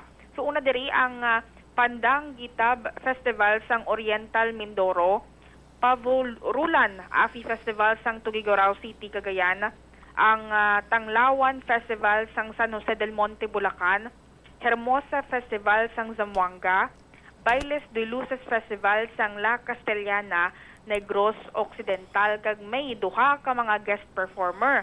Ang dinagyang illumination, Tribo Sidlangan nga amuning champion last year, maga-perform ni sila Bombacham. Ang next diri is ang Banaag Festival sang Anilaw, guest performer man ini sila.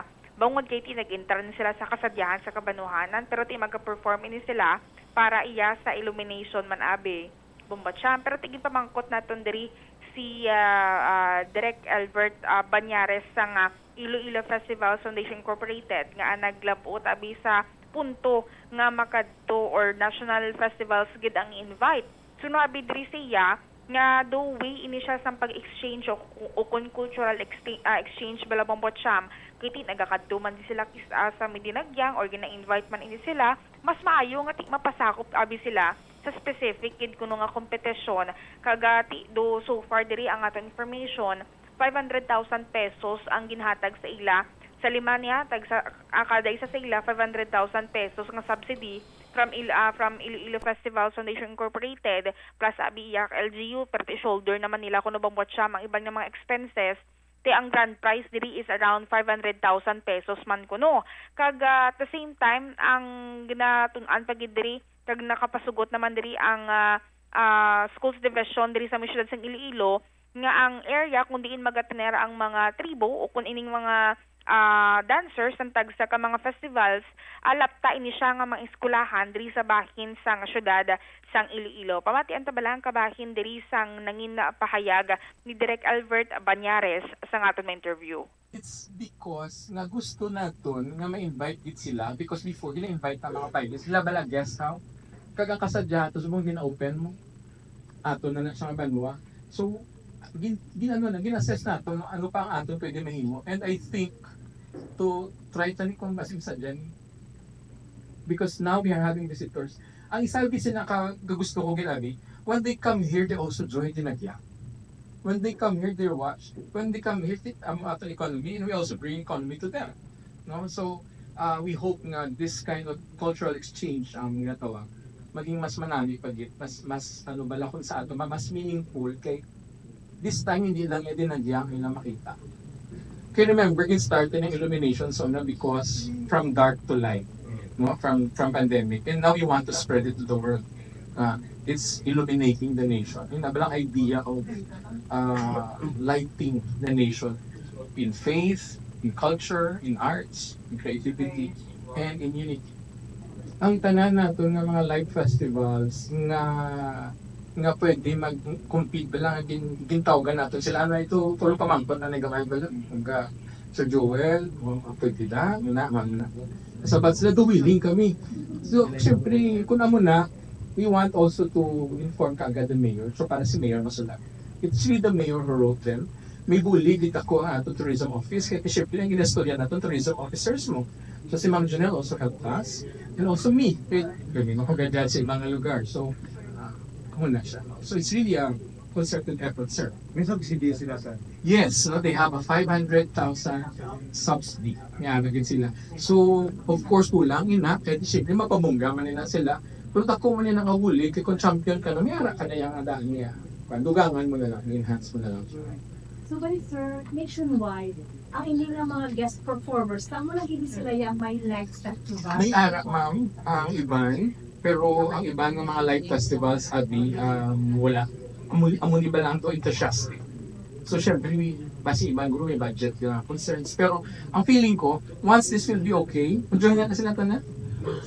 Oo, especially subong ngayon, wala to sa national festivals, kaya cancel ang iba ng mga festivals.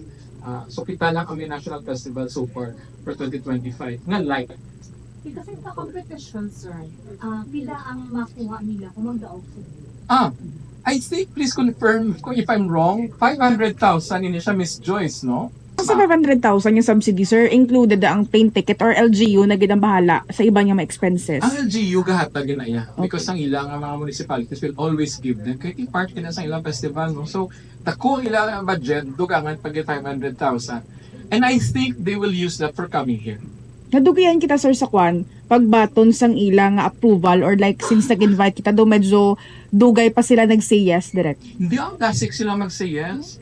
Ang mabudlay is ang pag-coordinate sa ang tanan bala kung paano mo na siya matawag ka ni sa school. Before tanan ni mapangyo, mapupunta na si ma'am, si sir, dapat pata committees bala.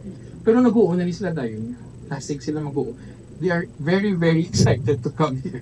In fact, kada adlaw tawag sila sa amon mamangkot kung mga damo-damo lang questions. And we feel na kung damo questions sa isa ka lugar, that means they're very interested. Yes, good. Yun na-expect natin nga starting this year, ma-start na ina. And hopefully, next year ma-continue nila. No? Of course, katagya po with my new capacity as the director of the NCCA Hub. sang IOFI. So, Minister, ginhimo taman yung venue ang atong festival para ma-promote man ang ilang mga festivals because they invite na. So ma-promote man kita. Yes. Let them come here to eat our food and then let them come here to see our culture and to meet the beautiful people of Iloilo. After all, we are the city of love. Oo. Bombo Cham, nabatian sa mga kabombo naton si Direk Albert Banyares, ang Director for Arts and Culture Initiative sang Iloilo Festival Foundation Incorporated. All right. Ini si Bombo Angel Pichilgertan para sa number 1 and most trusted radio network in the country, ang Bombo Radio Philippines. Basta Radio, Bombo! Salamat gid Bombo Angel Tan. Pagbalik na ton latest investigation sa Pavia PNP kay ginatingwa nila karon nga maestablisar kung upod bala ni Mr. Douglas Over ang nagtiro sa iya kay ara sa sulod sa salakyan mo kung upod yung lahalin sa ila sining puluyan may ginhapitan sila nga kung saan nagsakay ining posible nagtiro sa iya kag lakip na sinadri Banwa ang Comelec Iloilo Province kinpayag nga mahimo nga mapanubo o kung makakas ang mga lugar nga nalakip sa election related or election areas of concern. Balikan tayo ni matapos sa bilang kaimportante nga mga panumdum. The Farmers Bazaar, your traditional public market with the touch of Plazuela Dos, ang isa ka lugar nga gintukod sa tion kag sa kasagsagan sa COVID-19 pandemic nga may tinutuyo nga maghatag sa imo sang safe marketing experience. Subong nga ang COVID-19 hindi na gid man dako nga pamahog kag nagapakadto na kita sa next normal. Rest assured nga ang Farmers Bazaar will further evolve agud nga magpadayon sa paghatag sa inyo sing satisfying marketing experience. The Farmers Bazaar sa lower level tara na pahamtang ang fish, poultry kag meat section para naman sa inyo mga kinahanglanon nga prutas, utan kag iban pa, magbisita sa upper level, pinaagi sa paggamit sa hagdanan o kon sa pagkadto direkta sa parking lot. The Farmers Bazaar, your traditional public market with the touch of Plazuela Dos. Plazuela de Iloilo, Billboard of Activities for January 5 to 11, 2025. Songs that are largely from the past millennium will be yours sa sining weekend. Kaupo ng retro band sa concert at the plaza. Kicking off alas 6 ng gabi sa Enero 11, Sabado. Sa tiyon sa musical show, napulo ka mga matahong nga Plazuela de Iloilo Special Edition Mags kag madamo pa nga iban ay iga-paraffle sa mga suki sa Plazuela de Iloilo. Sa Enero 12, Domingo, ginaagdang tanan nga mangin kabahin sa Eucharistic celebration nga pagahiwaton sa Latolda sa mga adlaw alas 11 sang aga. Sa tion sang Holy Mass, magpangamuyo kita sa Ginoo nga hatagan niya kita sang needed grace and strength agud atubangon ang mga challenges sang tuig 2025. Plazuela de Iloilo, we remain to be one with you in a common hope for a better community and a progressive country in 2025. Viva Señor Santo Niño! On January 25, Saturday, Bombo Radio, Plazuela de Iloilo, and Star FM will give you the best and the most extravagant band competition for Dinagyang 2025. Pasigabong! A Bombo, Plazuela, and Star FM Showdown of the Bands 2025. Don't miss a chance to witness this one great musical competition and showdown. Participated by 12 carefully selected bands from Visayas. The first prize, 50,000 pesos. The second prize is 30,000 pesos. And the third prize, 20,000 pesos. An additional amount of 10,000 pesos will be given to the band with the best on-stage performance. All non-winning participants will be receiving 5,000 pesos each. So remember the date, January 25, Saturday. The time, 6 p.m. The place, Plaza Mayor of Plazuela de Iloilo. The event, Pasigabong. A Bombo, Plazuela, and Star FM Showdown of the Bands 2025. Viva Señor Santo Niño! Yari ang mga tips nga dapat mo tandaan para mangin safe kag healthy ang pagkaon sa imong pamilya. Maglikaw sa tuman ka matambok, maasin, kag matamis nga mga pagkaon. Basahon sang maayo ang label sa mga balaklon kag i-check gid ang ilang nga expiration date. I-check sang maayo ang ginabakal nga karne kag isda agud makalikaw sa diarrhea kag food poisoning. Likawan naman nga magbakal sa mga unlabeled kag ginrepack nga mga pagkaon. Kung ginrepack gid man ini nga mga pagkaon, kinahanglan nga mayara sa gihapon ini sang husto nga label information. Ini nga pahanumdom ang ginadulong sa imo sang the number one and most trusted radio network in the country, Bombo Radio Philippines. Basta Radio! Bombo! Kagasto gid bila sa imo adlaw-adlaw kag feel mo gid pirmi ang petsa de peligro bangod nga wala na gid unod ang bulsa. Gamita ang imo bulanan nga spending habits amo man ang imo bulanan nga take home pay agud nga makasat ikaw sang budget nga imo gid masunod. Wala man sang pulos ang istrikto katama nga budget kaangay sang indi gid pagkaon-kaon sagwa. Apisar nga naandan mo na nga naga-take out ikaw 4 ka beses kada semana. Sa malipot nga pulong, himo ka sang budget nga nagasanto man sa imo nga lifestyle kag spending habits. Dapat nga himuon mo man nga inspirasyon ang imo budget para makaangkon ikaw sang bag-o nga mga hobby, kaangay abis sang pagluto sa sulod sang balay. Ini nga pahanumdom ang ginadulong sa imo sang the number one and most trusted radio network in the country, Bombo Radio Philippines. Basta Radio! Bombo! Kung sa imo pagbugtaw, magpalanakit man lang ang imo lawas, base hindi ka naman namian magtulog. May panugyan ang pain medicine special. Murachi, Iloilo, Philippine Standard Time, 33 minutos na nakaligad sa takna Siningalauna. Balik na diri sa pagpangalagad sa Bombo Aray sa udto sa gyapon ko mo Bombo Chama Blanco Hovera.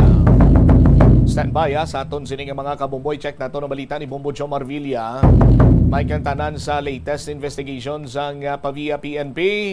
Inaestablisar karon sang Pavia PNP kon nabala sa paggabiya ni Mr. Douglas Hober sa iya sining balay.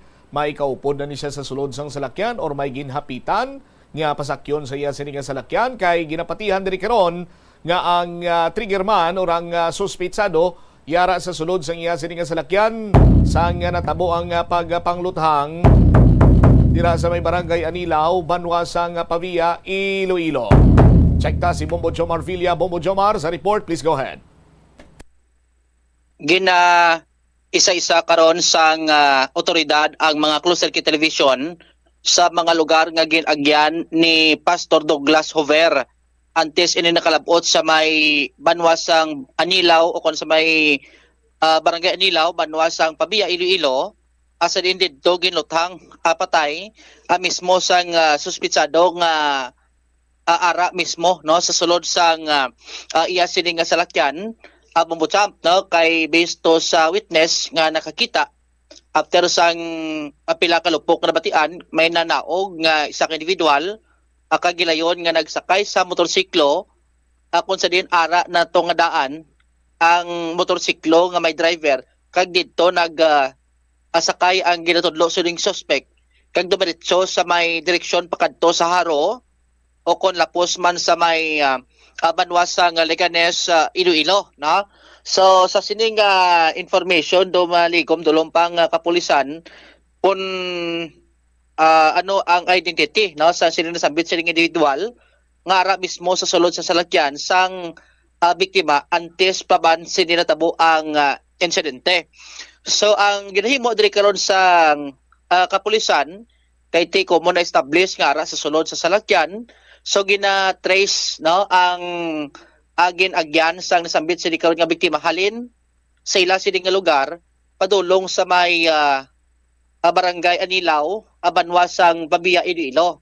So diri check no ang otoridad sang mga closed circuit television no agod nga para mabalaan kon bala halin sa ila sining nga puloy-an may ginhapitan pa ining nasambit sining nga biktima o kon may gin pasakay abi sa sining nga salakyan na antes ka natabo ining nasambit sining nga insidente o kon antes pa ba nakahalin sa sining nga puloy-an may ara na nga daan sang nagasakay sa sining nga salakyan bumbuchamp no so isa diri sa check ang closed circuit television sang barangay Quintin Salas sa distrito sang Haro kun sa Dinagatiner ining nga nasambit sining biktima na kay ang balay sang pastor diri kadimagi sa may opisina bla no sang Land Transportation Office pasulod. Bumbusa pamilyar ka man na siguro lapos diri sa may iya Calte Farbiho. Dulo-diretsuhon mo gid na no sa unahan to kay may mga relocation to. Siguro more or less alin diri sa may main road, diri sa may tubang sang LTO, siguro mga more or less 4 to 500 meters ang kalion sa sininasambit sini nga biktima. So may mga closed circuit television nga nakamount sa karsada kung sa diin na siplatan no ang ining salakyan ni pastor nga jelly no halin sa ila sini nga puluyan pagwa kay ang ining area nga sabit sini karon nga area dra masami nag-exit ang mga salakyan pabutsam sa may tubang sang Land Transportation Office. So nakita diri sa closed circuit television kag may oras ni nga alas 6:24 sa gabi. Tikon ng taon naton before sa natabo kay natabo to do mga 6:38 na asang kagabi.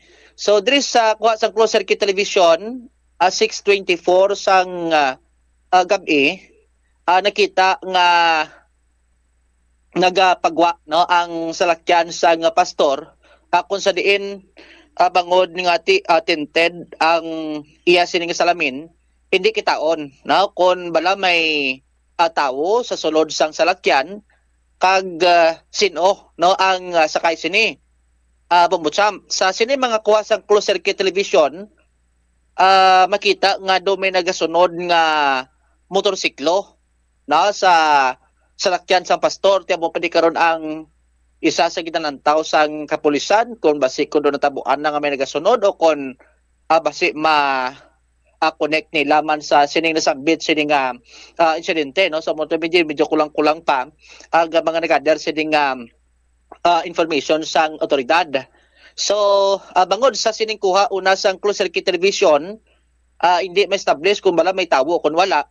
So nangita pagid no sang iban sining anggulo ang otoridad kung sa diin ti basi kung masiplatan no kag ma-establish nga may ara sang sakay no sa sulod sang salakyan ni pastor. Ang isa diri kang gulo nga klaro nga nakalabay ang salakyan sang pastor adri na siya dapit sa may corner sang Quintin Salas kag takas no ti tama pamilyar ning tanan bambutsam dribla sa may supermarket no ti may corner na da dira ang pinakamalapit sining alagyan kung halin ikaw sa may haro kung gusto mo mag kadtos may banwas ang pabiyag kay kung diretsohon mo na lapos siya na barangay hall katakas no kag abot mo to stoplight sang corner takas haro kag siwan ti pagtabok mo ng spiak lapaw ko na sa taytay katakas pabiyan da na sa ton sa nga mga kabombo. So dra nakitaan ang salakyan ni pastor 6:29 no 6:29 sang gabi do mga 5 minutos ang nakaligad sang unang nakitaan ang sining salakyan halin to sa ila sining puluyan pero sa sining anggulo man sang closed circuit television hindi man sigapon no makitaan kun bala may karga no may pasahero may sakay si pastor sang naglabay sa amo sadto nga tion sa nasambit sini nga area kay ti sa gihapon naka-close ang ya sini nga window at the same time tinted no it means hindi mo dali-dali makita ang tawo sa sulod kag plus factor siniti natabo ni gabi no madulom ang palibot sini bambutsam. May isa pagid ka kuha sang closed circuit television address sa may atubang sang National Food Authority. Na kung sa diin naga-mount ning closed circuit television sa dalan kita yan mismo ang nagapakadto kag nagapabalik no sa may distrito sang Haro. So diri sa kuha man sang isa ka angle sang CCTV gin studyohan sa mga intel operative halin 6:24 to 6:29 no dira sa interval agin studyohan kon bala nakalabay ang salakyan ni pastor. So gin hulat no halin 6:24 sang gabi hasta 6:29 why sang may nakita nga salakyan ni pastor nga naglabay, no, sa nasambit sini karon niya nga main road. So nag-come up diri sang kapulisan nga basi may ginhapitan kay halin ka diri sa may sagwa sang Land Transportation Office, no, halin ka to sa sulod, pagwa mo dati main road na da. So may posibilidad nga dumiretso si pastor, nag-cross siya kaysa piyaki na do gasoline station do Petron. So posible nga dra sa dumiretso kag nagliko pa wala lapos sa may Altatira. Na pag-abot sa Altatira may bangga pa wala, pa-exit ka na. Na dira ka na yalapos man sigapon sa tubang ni sang NFA nimo sining exit. So ginahimo kuno ning dalan abesto sa mga pumuluyo kag sa barangay official kung tama ka traffic, na kung tama ka traffic abi sa may main road, iban dira ginahimo nila nga shortcutan, no, dira sila nagaagi para di sila mampered sang traffic. Bubutcham amo to nga way to ya siplatan ang sining salakyan sa tubang sa National Food Authority, no, posible nga dira man siya umagi. Ti isa ni karon sa ginasundan pagid sang pulis, gina-check ang CCTV dito malapit sa may gasoline station kung bala agi gimanto ang sining salakyan kag base kung may ara sang individual nga nagsakay sa nasambit sini karon nga biktima. Bubutcham, no, kay kung nang tawon ta that time doon di man gid tama traffic, no, ang sitwasyon sa nasambit sini karon nga area ti kon hindi traffic. So, mas malapit kung mag-agi ka sa main road, hindi ka na to maglibor to sa Petron lapos to sa may Altatira, unless kung may ara ikaw sang hapiton siguro, no, nga isa ka individual. No, sa mo ni karon ang isa sa paraligban sang kapulisan kay once kun makita lang kun tani, no, kun halin sa ila sining puloy-an way man sang karga ining si pastor. So basi kung sa iban sining lugar nga may pick up shabing pasahero nga pasakyon, bubutsam kay ginalantaw sini nga nakasakay nga daan ang suspect sa kay pastor antes natabo ang nasabit sini karon nga krimen. So isa ni karon sa palaligban. Dahil lang gid.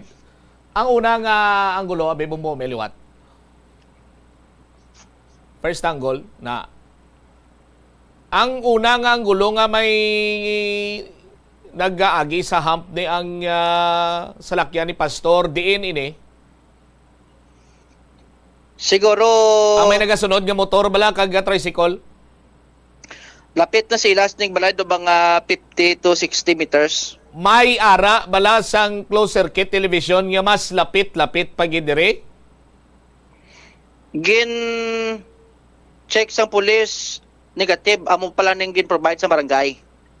Kay kon may mas lapit-lapit pagid sina dire, may baluan ta. Kon antes ni mag-andar ang salakyan, antes ni siya maghulag, kung sino atong mga nagsululod sa salakyan. Mabalaan ta kung si pastor lang isa o kung may upod pagid siya. Yes. So sa diri sining hugada amo nang ginhambal diri sang mga operatiba nga kung natin kung may establish man lang kung may pasahero sa halin sa sulod o kung may sakay sa halin sa ila sining puloy-an, hindi na sila mag-trace ni kundi na nga mga dalanon nga kung may ginpasakay sining individual galing ti do hindi pa karon ma-establish, no, klaro kung balahin to sa ila sining puloy-an may nakasakay na ining individual o kung naka-pick up siya sang kilala yaman o kung sino nga sa higad sa dalan nga motugin pasakay sang nasambit sini nga biktima atong butsam kay kilala ya gid kay ti for example sino man nabing nga tawo nga hindi mo kilalang isa ka tawo magyan mo pasakyon mo bala na probably nga may probably ka pao. Anong namin mo nga probably? Ti amo na ang dako gid ang posibilidad. Hindi mo kilala sakyon mo sa salakyan mo?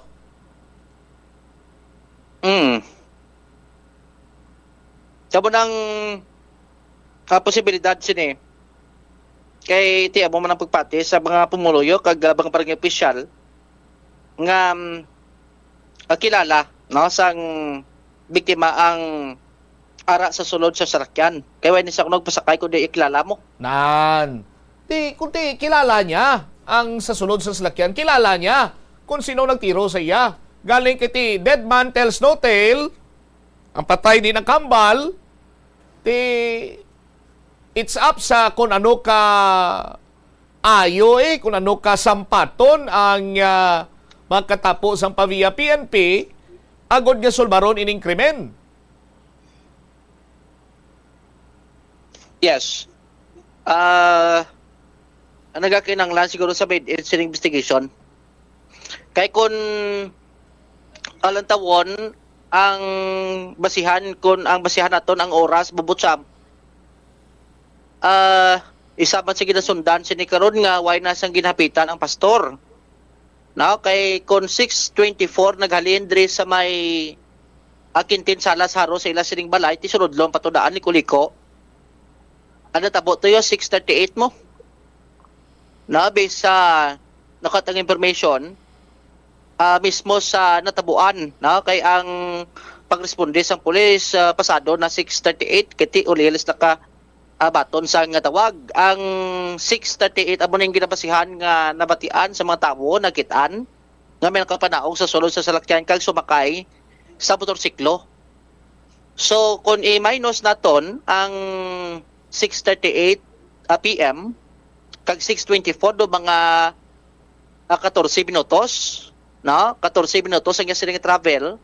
Halin sa iya sining puluyan pakadto sa may Anilaw Pabiya. Babutsam. So isa sa gidalantaw nga ginasundan sini nga posible way na sang may ginhapitan kag may ginhulat. Kay kung may ginhapitan kag may ginhulat madelay kapagid mo. Kung granting for the sake of discussion, Bumbujo Mar, nga mo sina ang senaryo, pangusisa bala dito ang paviya PNP with coordination sa Haro PNP, sa balay, sa malapit sa balay, sa mga pumuluyo dira. Kay titemprano pa man, damo pa nadatawo sa gwa, kung sino, or may nakita sila nga upod ni pastor nagsulod sa salakyan? Kung amo sinang ila sila nga ginasundan karon nga senaryo? Actually, may investigator na on field nagahikot sini. Halin sa may pabiya PNP lakip ang mga intel operative sa pag-usisa sini karon na dugang Bumbutsam no ang sa communication sa may Haro PNP amo nang check naton na kung bala mismo ang hepe naka-coordinate kapit makapangayo karon sang adugan sining karon nga bolik abi no at least nga masolbar ang ining nasambit sining pagpatay no kay pastor Bumbutsam. Ang isa diri sa napakikangutan naton about blessing tani niho. Ang isa ka residente nga ginawalihan man no ni pastor dara sa ila sining barangay kay dako kunong bulig pastor sa iyamo no sa mga ginpangwali ni pastor do nagabag-o nga sining kabuhi kun anong mga kayuhanda mo nang ginapalabis tanan. Isa di sa na istorya naton amo si Joel Magbanwa nga mismo siya gali nasumalang niya paglis pastor Bumbutsam po antes matabo ni krimen dira sa may atubang sang Land Transportation Office no kay nakita yan ni kuno salakyan ni pastor nga nagapagwa na ugaling naka-close ang window ni pastor waya kuno ma-open ang iya sining window kay kun nakita sa di pastor laban-laban buksan ton pastor nga sining window kag magpangamusta mo kay ti kumo nga si Rob na tabo gabi na. So posible way sa ma-determine ni pastor pero nakita iya ang salakyan ni pastor naglabay sa mitubang sang Land Transportation Office ti suno sa iya hindi iya ma-establish kung may upod no si pastor sa sulod sang salakyan kay naka-close ang iya sining window kag at the same time sunod sa iya nga to hindi man kuno hambal nga do nagadali si pastor no kay do ka hinay man kuno sang dalagan sang iya siring salakyan bubutsam galing ti that time mo ay naman sabi padikasog pa no nga katukon dos pastor nga mga mustabi kay ti nagadalagan ng salakyan so naglabay nam lang kuno ang salakyan ni pastor pagwa no sa may area karon sang Kintinsalas adra sa ila city karon nga puloy-an pamutsam. Arib na nung kabahin sang pahayag ni Joel Magbanwa ang isa ka residente sa lugar at the same time ti dako man ang naging ehemplo sa iya ni Pastor Douglas Hover. Ati prado po noy mga pagdulong ko sa hagdan kay tinanglan ni Janjan napita na ang hagdan kay ginulong ko daw mga banda kali lang to malamang alas 6 lang. Sirom na sirom. Dayon di mo nakita sa pastor. Daga pagwa bla. Di lapit. Sa tiyo. Astubang. Sa sa entrance ni pagwa. Gasakay sa slakyan? Siya ko to sakay tinted di ko makita. Tinted no? Amo iya gito slakyan no? Iya gito auto. Kilala mo gid ang slakyan niya? Oo. Bali dugay makmuga kilalahin pastor how? Niliga daw pila na kabula daw lapit sa pila tugas-tuig nga amon na doon na ng Bible study. Bible study? Oo. So bali siya ga bali sinyo gali? Tama sa may building lang na sa lapit kay kap sa kabagim. Di ba sa barangay lang? Oo, dara lang oh. Okay. Kita mo to snupod ya? Ako do ako kita sir kay balan mo tinted mo.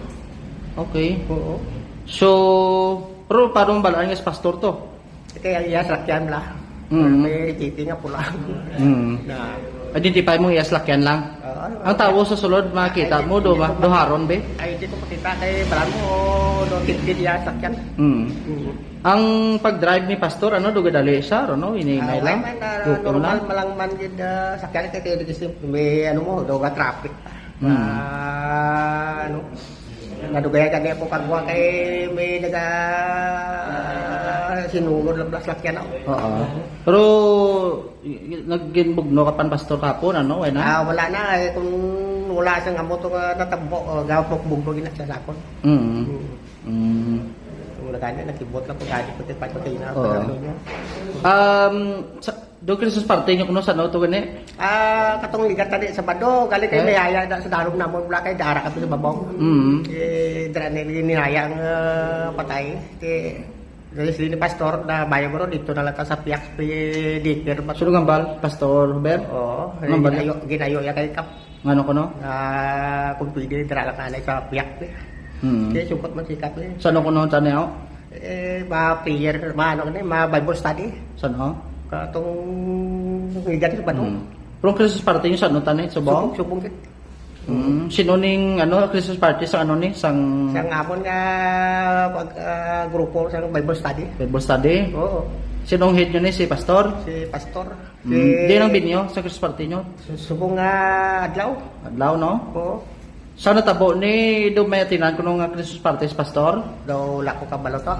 May man? Oo. Dis natabo niya anong reaksyon mo? Anong reaksyon mo sa natabo kay pastor? Nasubukan man kami. Maayon na sa Bible study pala. Daw kagim takwa sa mga problema nga nabi pala kapag wali? Wali. Daw ka pata. Panawagan mo sa suspect be? Kailangan na mo comment si kada. Daw ano po balan nga. Nabatian ang payag sang isa sa residente sa Nasambit City karon nga lugar Bubutsam.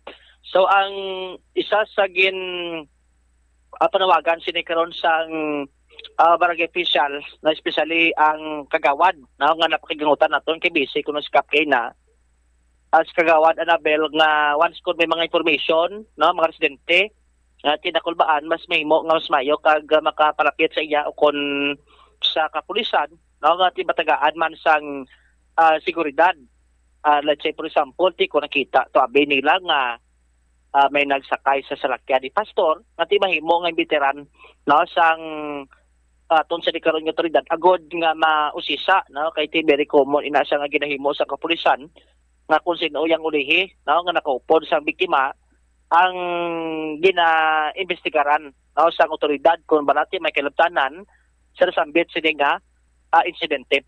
As to the background man no ni pastor based sa pagpungusisa sa barangay Tiwayman sang nagadumot sa iya nga mga pumuluyo no nga ano sa iya nag-akig sa iya kung may mga kumusyon nga nagkatabo.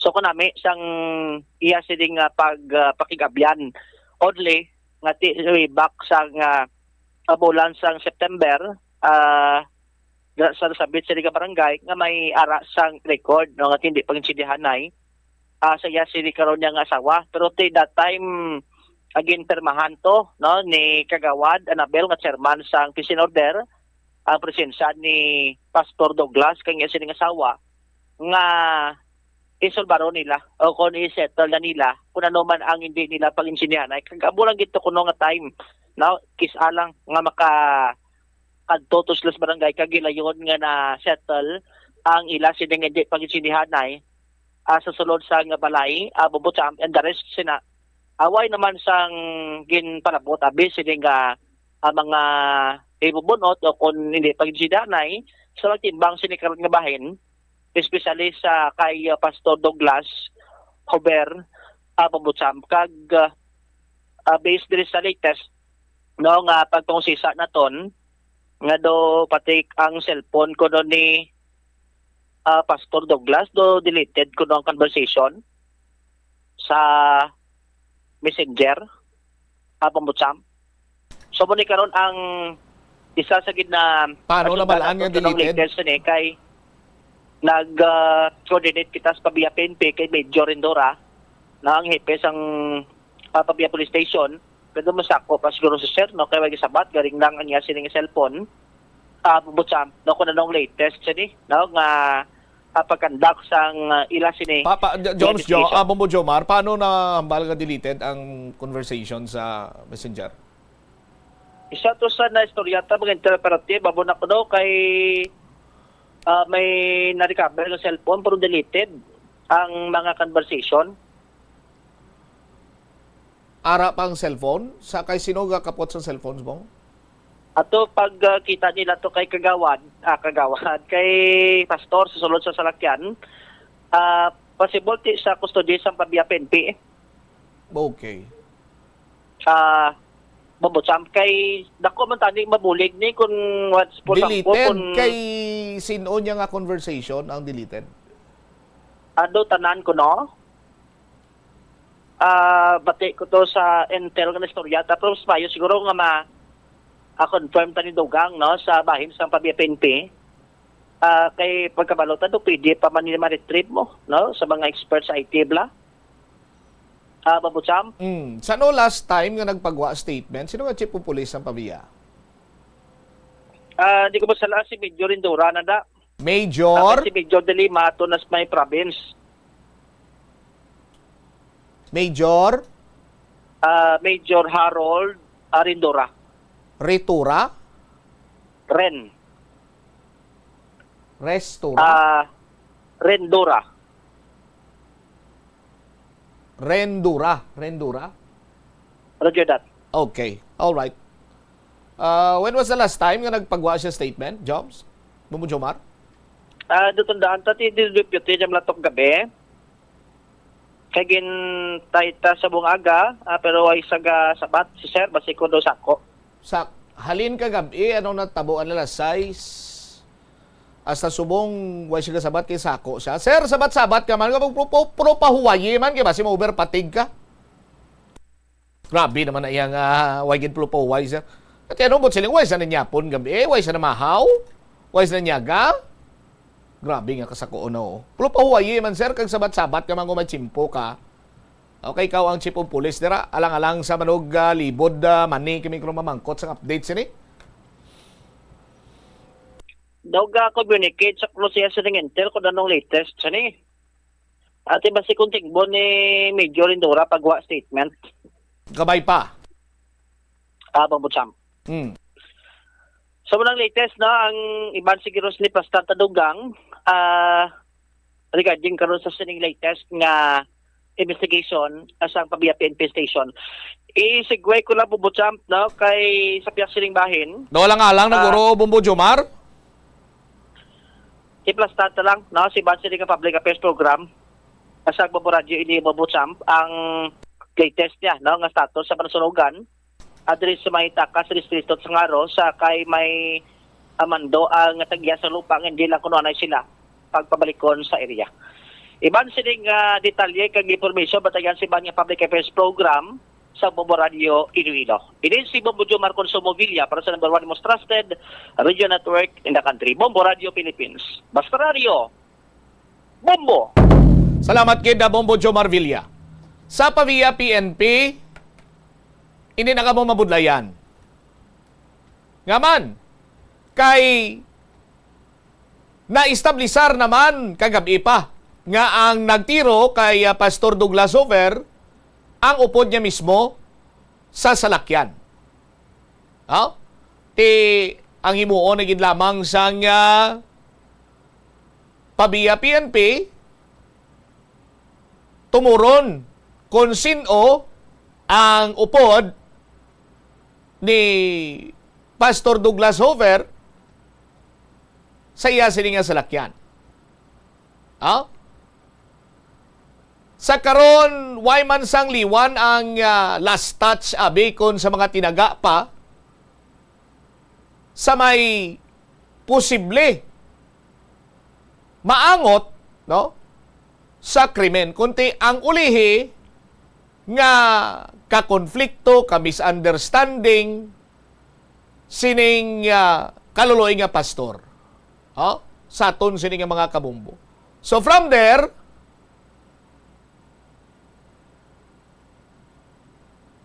sarang na iya nga maka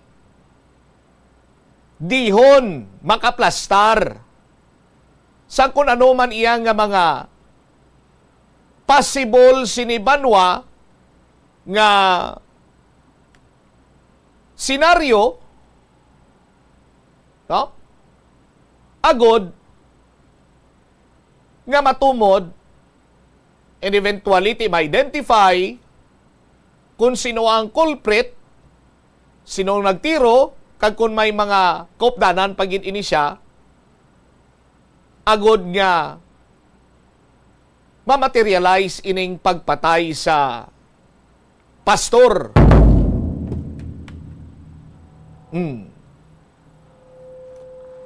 Okay.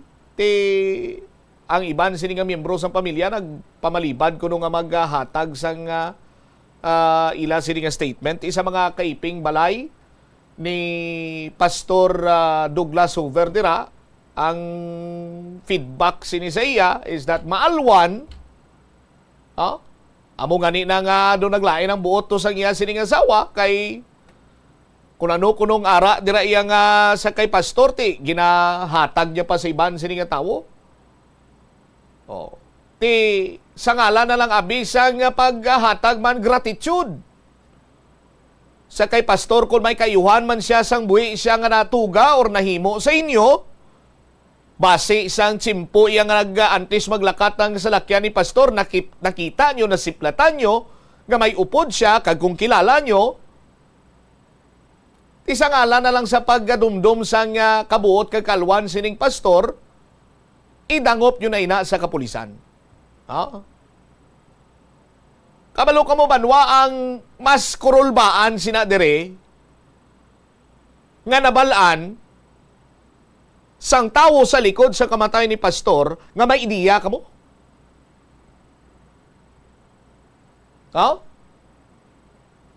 Amo niyang krulbaan kay hindi malayo nga basi kamo ang isunod. So kung ako sa inyo, unahan nyo na. Kadto kamo sa Pavia PNP or kadto kamo sa Haro PNP. Kag ihatag ninyo dito ang impormasyon. Ti mahatagan pa kamo sang security sang aton siniya makatapo sa Philippine National Police. sang Haro PNP or sang Pavia PNP for that matter sa aton sinima kabumbo. No? Nga pananglitan mahatag mo ining mga informasyon pasiguraduhon nga ti safe ka man, no? Sa aton sini nga mga kabumbo. Ti sa liwat sa Pavia PNP hindi na kamo mabudlayan. No? Kay sandig sa mga circumstantial evidence nga natipon nyo sa banwa na pamatudan kay nastablisar naman nga ang nagtiro iyara sa sulod sang salakyan. Kag Gili ni, di ba? Ti bag-o nga model ni sang salakyan. Hindi ko yung magpati nga wala ni sang sang dashcam. Kumusta ang dashcam? Gandar pa? Sinong nagahinakop sini karon? Titi dira na makita, dira na maplastar sang mayo. Ang pagpangusisa kag pagader sang dugang nga mga information. Kung sa diin posible nagkanto, may ginhapitan, may ginpasakay, or sakay na nga daan, kaupod ni pastor ang nagtiro sa iya. Saton sini nga mga kabumbo. Ido hindi na ni mabudlaya, magluwas lang kung may mag-interbiner. Saton sini nga mga kabumbo. Sino inang ma-interbiner? Tiyan mo ng white na mabalaan. 8 minutos na nakaligad sa takna sini nga las 2. Standby na sa kapon lamang program. Kaupo naman sa kay Tita Regine. Ini si Bombo Chama Blanco Vergabilin sa imo sa manayay nga hapon. May God bless us all. Para sa the number 1 and most trusted radio network in the country, ang Bombo Radio Philippines, Basta Radio, Bombo!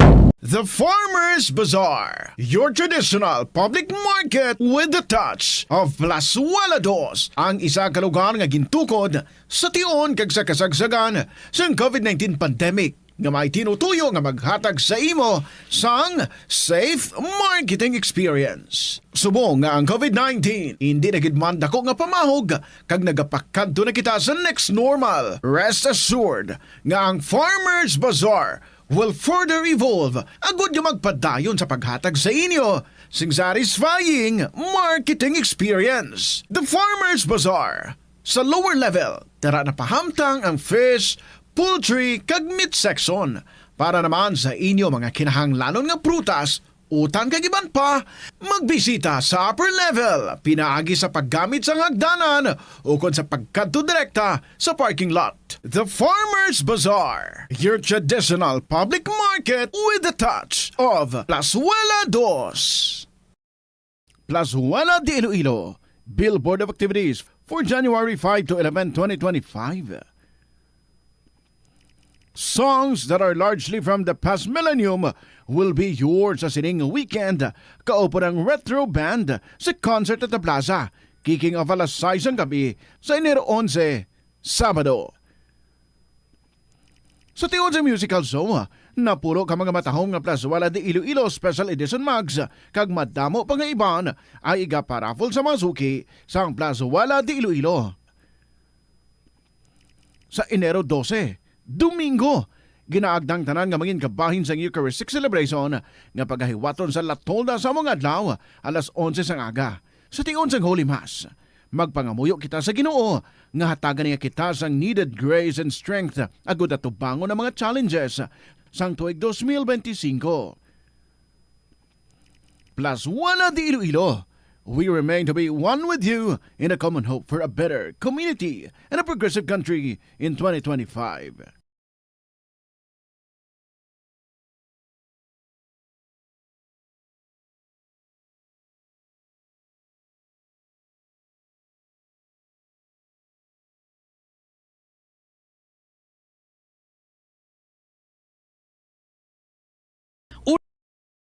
Paano bala mahibaluan ang isa ka impormasyon nga nagapatalang? O kun sala? Una, i-check gid ang source kung sa diin inihalin. Kung ang impormasyon halin sa reputable news outlet, makit-an ini sa ilang website.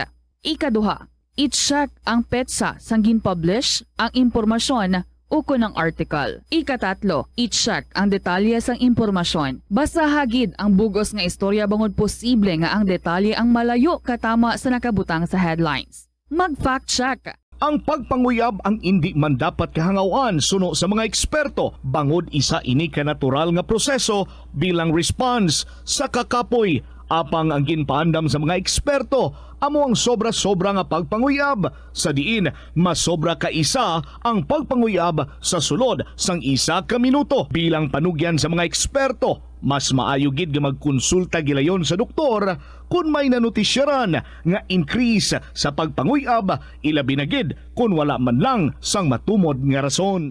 Atensyon sa mga mahilig magamit ng aircon. Nagpaandam ang medical expert batok sa mga balatian nga mahimo makuha gikan sa sobra-sobra nga paggamit sini.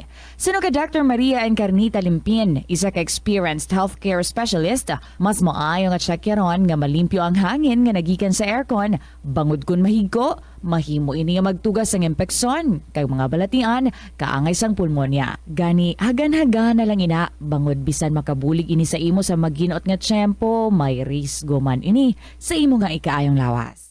Ang pinakauna nga nahuman nga sementado nga karsada sa Pilipinas amo ang ginbansagan Montinola Highway nga nagalaba halin sa Forbes Bridge padulong sa Haro Plaza. Nahuman ini sadtong 1910 sa idalom sang administrasyon ni anay Iloilo Governor Ruperto Montinola. Ang semento nga gingamit sa pagpahuman sang karsada ang imported pa halin sa Japan. Ang taytay nga human lang anay sadto sa kahoy kag kawayan ang ginilisan man sang konkreto nga istruktura kag ginpangalanan nga Forbes Bridge bilang pagpasidungog sa American Governor General nga si W. Cameron Forbes.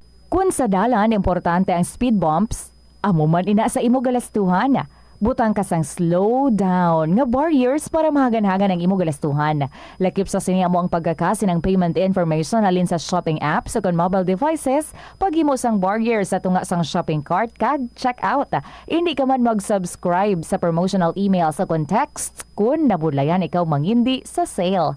Kung kakasun mo ang convenience sa spending, mas makasave ikaw sang imo pinangabudlayan nga kwarta kag sigurado nga malabot mo ang imo financial goals. Ini nga pahanumdom ang ginadulong sa imo sang the #1 and most trusted radio network in the country, Bombo Radio Philippines. Basta Radio! Bombo! Sa kasakuon sa mga ginikanan subong, tumalagsahon na lang kamo nagaupod bisan magkaon. Apang bisan anuman kuntani nga kasakuon sang miyembro sang pamilya, hatagi gid sang oras nga kamo makaupdanay sa kalan-an o kon makalagaw kun wala sang trabaho. Kung nagaplano sa aktibidad agod nga maka-enjoy upod ang imong nga pamilya, tandaan nga ang focus nyo amo ang pag-spend sang inyo oras nga updanay kag wala dapat sang iban nga mga bagay nga ginapaminsar kaangay sang trabaho o kon homework. Nakasimba ka na bala sa Miagao Church? Ini ang kilalaman sa tawag nga Church of St. Thomas of Villanova. Ang construction sa nasabit nga simbahan ang nakumpleto sa tuig 1797. Sa subong, ang Miagao Church ang isa sa mga tourist spots sa Iloilo. Popular ang Miagao Church sa detalyado kag artistic sculptures sini nga nagapakita sang Spanish, Muslim kag Chinese traditions. Ang Miagao Church ang gindeklara bilang UNESCO World Heritage Site sang Desyembre 11, 1993. Yari ang mga tips nga dapat mo tandaan agud nga mangin safe and healthy ang pagkaon sa imo nga pamilya. Dapat nga tabunan mo gid pirmi ang mga pagkaon nga yara sa lamesa o kung ara sa imo kusina agud malikawan nga kadtuan ini sa mga insekto nga mahimo magresulta sa microbiological contamination. Gilayon nga ihabuoy ang mga napanos na nga mga pagkaon o kung ang ginasuspetsahan mo nga malapit na lang mapanos nga pagkaon. Ang pag-reheat o kung pag-recook sa sining mga pagkaon ang hindi makabulig. Gina-advise man ang paggamit gid sang serving spoons agud nga malikawan ang cross-contamination sa mga tawo nga nag-share sa mga pagkaon.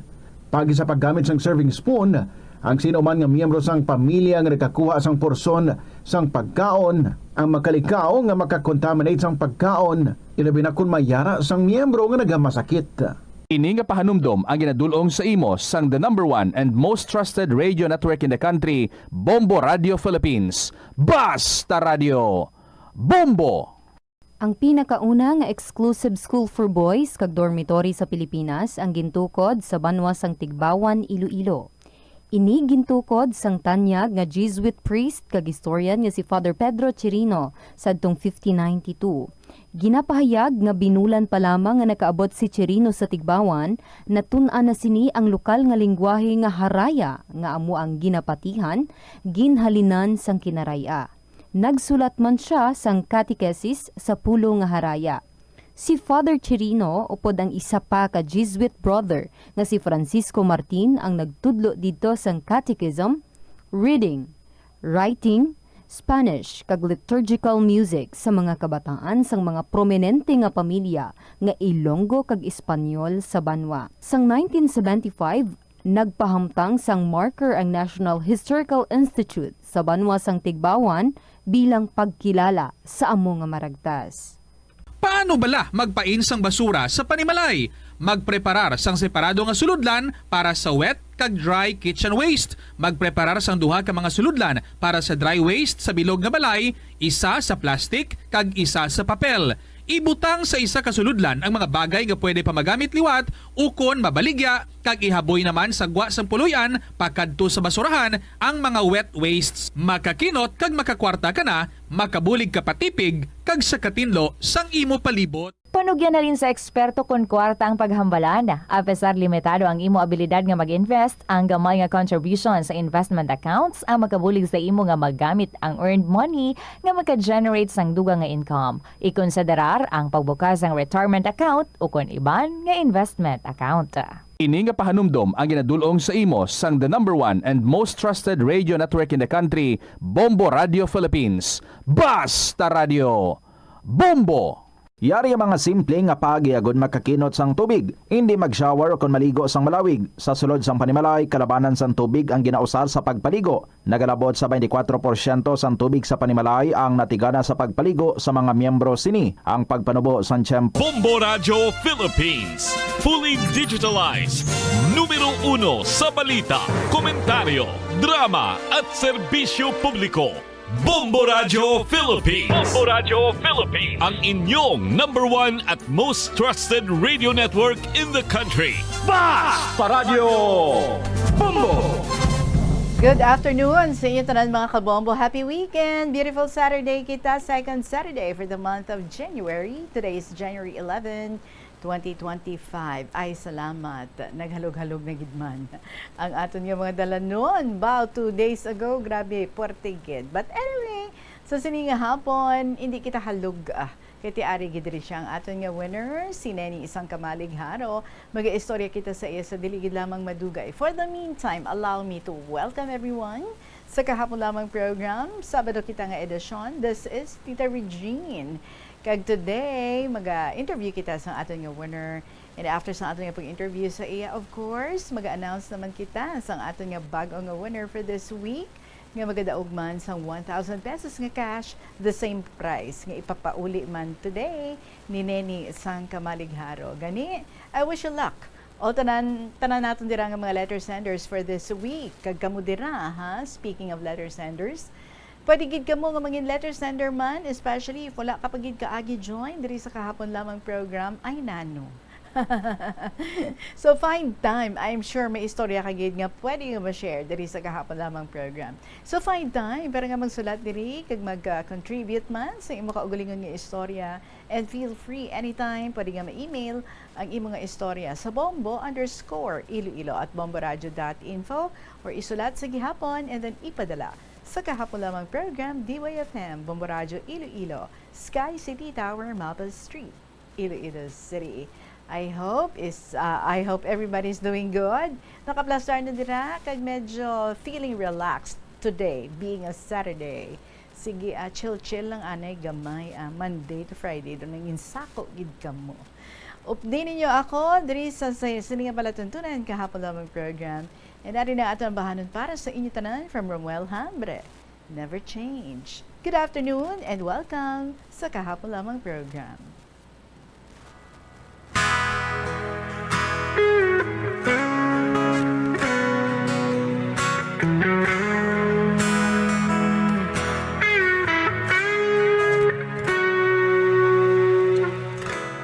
I'm a lonely boy in town, waiting for a girl that I've been You left me behind. She made me cry. I've lost my love, but baby, wherever you are, I will wait for you. Whatever I do, I will always think of you. My love will never change. My feelings still the same for you. Oh yeah. I am a crazy boy in town, hunting for a girl that can't be found. She broke my dreams and run far away. She made me cry. I've lost my love, but baby, wherever you are, I will wait for you. Whatever I do, I will always think of you. My love will never change. My feelings still the same for you. Oh yeah.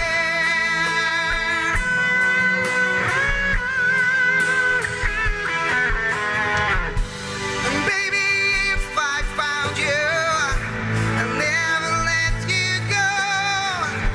I'll find a way that you will stay with me. Yeah,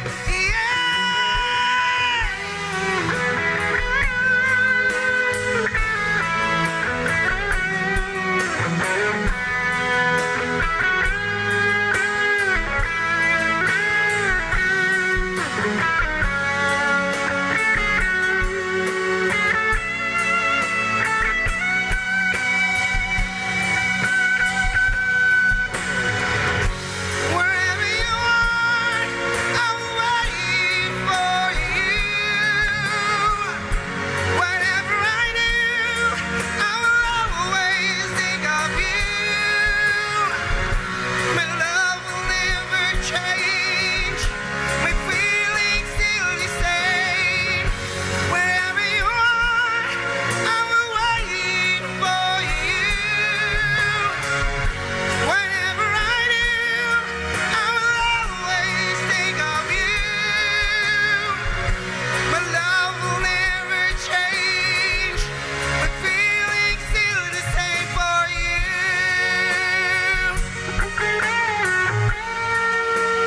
Baby, for you.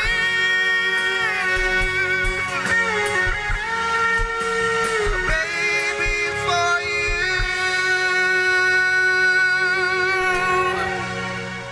Romuel Halmbre, para sa inyo tanan mga kabombo, that's never changed. Beautiful song. It is now 2:24 in the afternoon. And sa liwat, si Tita Regine, ang inyong kaupod, and i-welcome ko na ang atong diring winner. Si Neni, isang kamalig haro. Good afternoon, Gid, sa imo ni. Good afternoon man, Tita Regine. Do ka pinasahi sining imong istorya, kagin bantog ikaw yang nga napatay. Ti ano ang feeling? Sa natabo ini sa imo. Nakibot lang ko, Tita Regine, kay siguro daw mga alas 5 sang hapon, nag-apas ang isa ko kaapo nga nagalumaw-lumaw ang mataya. Siling ya nanay, sinuto ya ang nagbalita sa kay mama imi nga napatay ka kuno, gin cardiac. Aba, kundi nagkadlaw so, ko ya. kamatay mo, gin cardiac arrest, ikaw kuno? Oo, tapos Okay. gali, amo ni Tita Regine ang istorya. May hinablos ako sa pakaisa nga ginatalana ilubong. Pagka dubali wibis ng adlaw, pagka biyernes, pagka sabado lubong yan na. Oo. Ti karon, ang bata nga ni hinablos ko sa pakaisa, ang utod sang iya tatay may may tiya nga pariho kami sang pangalan, Dolores man. Karon, ang natabo ini siya nagkaon lang sang ang roya ni sang orange nasa limukan. Tapos daw wala na siya bala makapasag uli sang iya nga ginhawa. Nadunlan kung baga bala nadunlan siya. Ti giningagaw nila nga dalon sa ospital pero wala gid bala makaabot. Aha. Kay daw gid saya dayon Pila edad niya yan eh? nabawian. Ti karon Mga pila edad sa napatay? siguro mga more or less malapit-lapit naman siguro sa mga 50. Okay. Sa 50 Ikaw, years pila na eh. imo edad? Sino ako ma'am? Oo. Mas 71 ako ni sa April 9. Okay. So, advance happy birthday. So, parehas Thank gini you. ka mo ngalan. So, amo na. Kay ti, Oo, na misinterpret ang ngalan ko. Karon nang nanay sang napatay nga bali pa ka isa ko nagtabok sa Taubang, Kabalay, Manila sa pakaisama namon. Kag nag-ano nga manong imoy ano man niyang aton pamilya nga siling ya wala pa gani malubong si tata si Migduris ko no napatay man gin cardiac. Ti pagkabati naman iya sang hinablos ko sa pakaisa tinawagan niya naman to yang tiya ya nga siling ya day ang bad news ti ang hambal sang tiya anong bad news nya si auntie ko no napatay gin cardiac. Amo na kadasig ha. Oo, Ang pagsaylo-saylo sang istorya. Saylo sang istorya. Okay. Tapos ini naman ang pakaisa ko tinawagan ang manghod ko nga kamanghuran gid namon sa kaingod man nga barangay. Di wala gid ya duga-duga nga mamangkot. Ano gid bala ang natabo kay nini mo? Siya nga nano si nini how siling niya ti ang nakadangat sa amon to yang istorya nga gin cardiac sa kuno. Patay gid ya. Ti nagtumbo-tumbo yang manghod kuya kang magubra ka wawaw ti ang upod da sila balay ang timbang ya lang. Ti way pada yang banaya tapos naabtan sang banaya nga nagawawaw saya nagapakadto pa kari. Tigin pa kalma siya blas niya kalma kada kay makadto ta karon sa kamalig. Kay imposible naman iya nga hindi magpabalo ang mga bata di nga puro sila tanan to may cellphone di sila magpabalo. Nga muna natabo sa kay nanay nila. Okay. Di kay nanawag niyang manghod ko ang nakasabat ang apo ko nga isa. Naano gid bala si nanay mo bibi. Nya no si nanay tos punong nagabaligya sang isda kay naglibod to ya si Toto. Di sila libod kadtuan nyo to kay basi ko na ano to nga ang nakadangat diya nga istorya.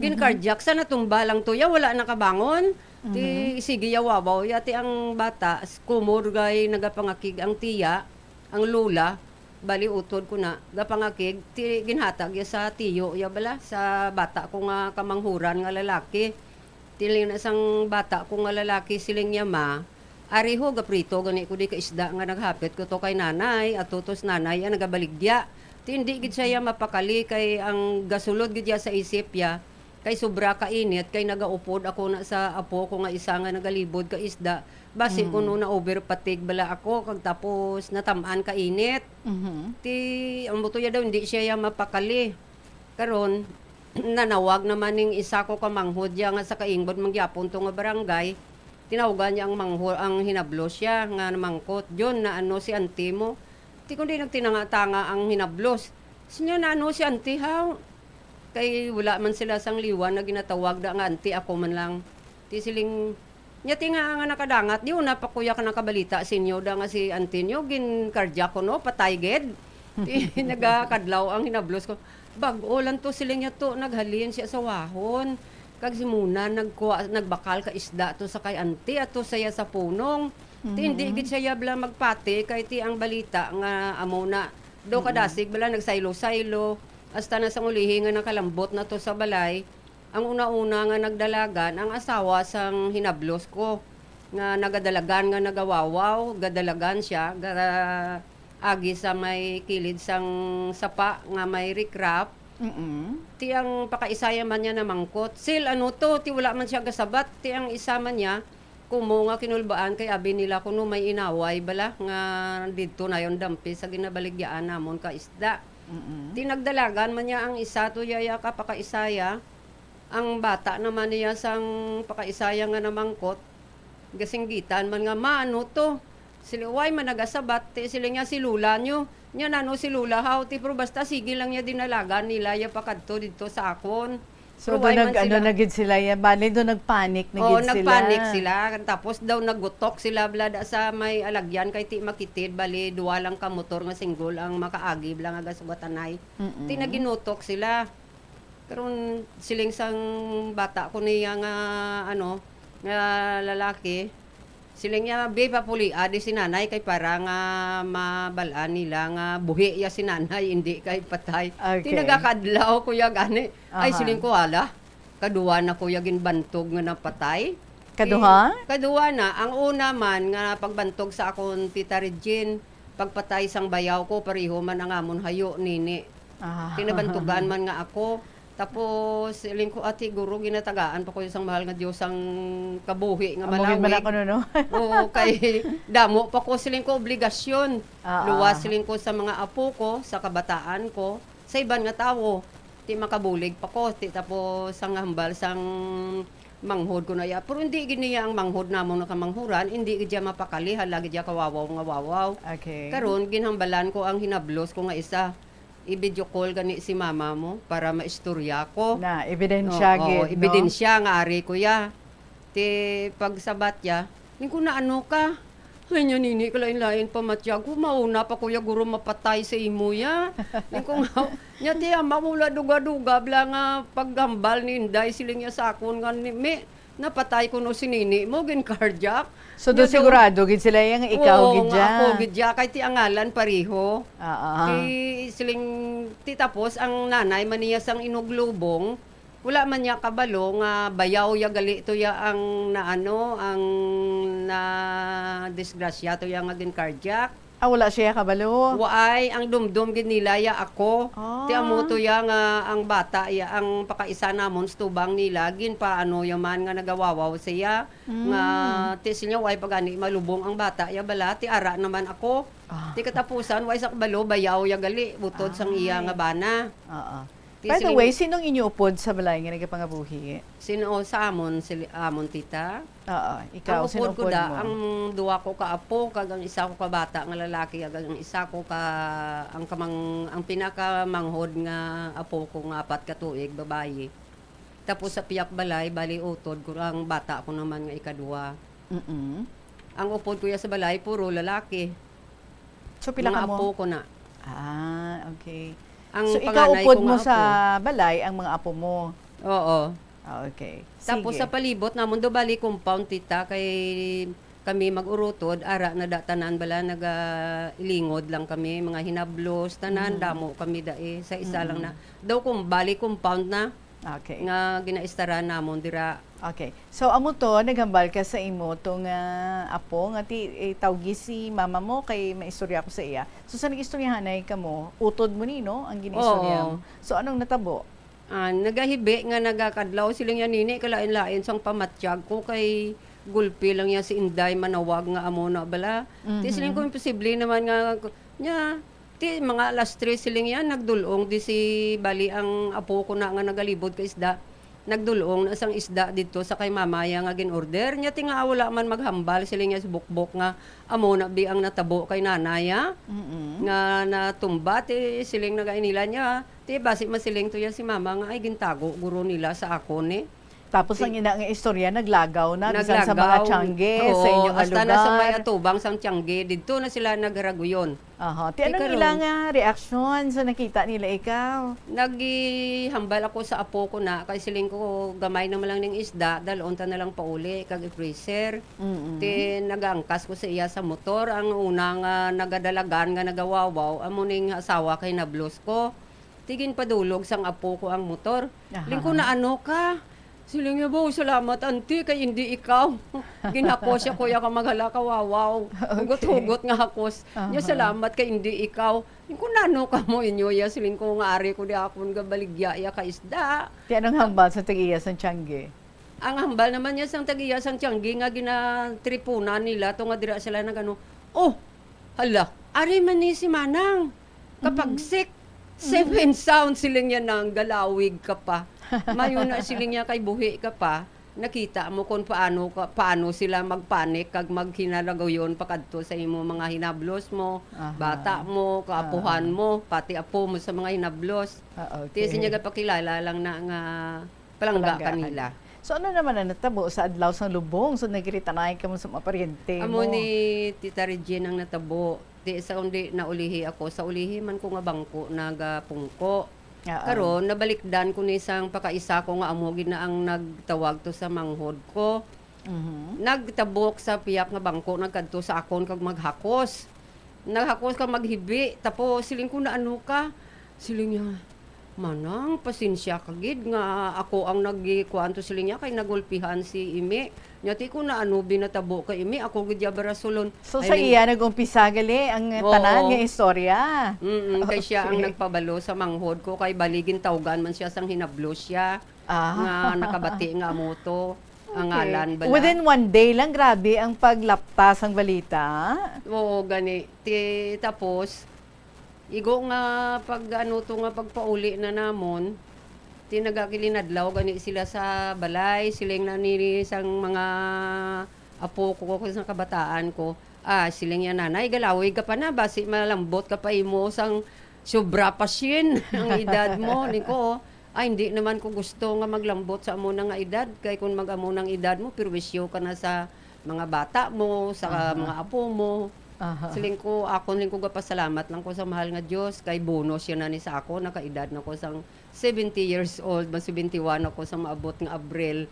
Tapos siling ko daw, gapasalamat lang ko Tita Regine kay bisan tuod maniwang ko, daw wala ko blasang may nabatyag. May maintenance ikaw? Wala man? Vitamins lang, ara. Supplements? Wala no? Wala high blood? Wala diabetes? Kay every month nagapat-check man ako sang BP ko. Ang pinakaano ko 110 over 70, 120 over 80. Do amo na bala Tita Regine. Oo. Tapos hindi ko pala kaon sang mga frozen, baboy, manok wala gid ko nagakaon. Pero kung utan niya, pala kaon gid ko. Baka mo naglisan yung sekreto sa long life.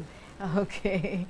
Tapos nagapulaw pa ko Tita Regine sa supermarket, sa terminal, blada, sa supermarket. Gabaligya pa ko utan.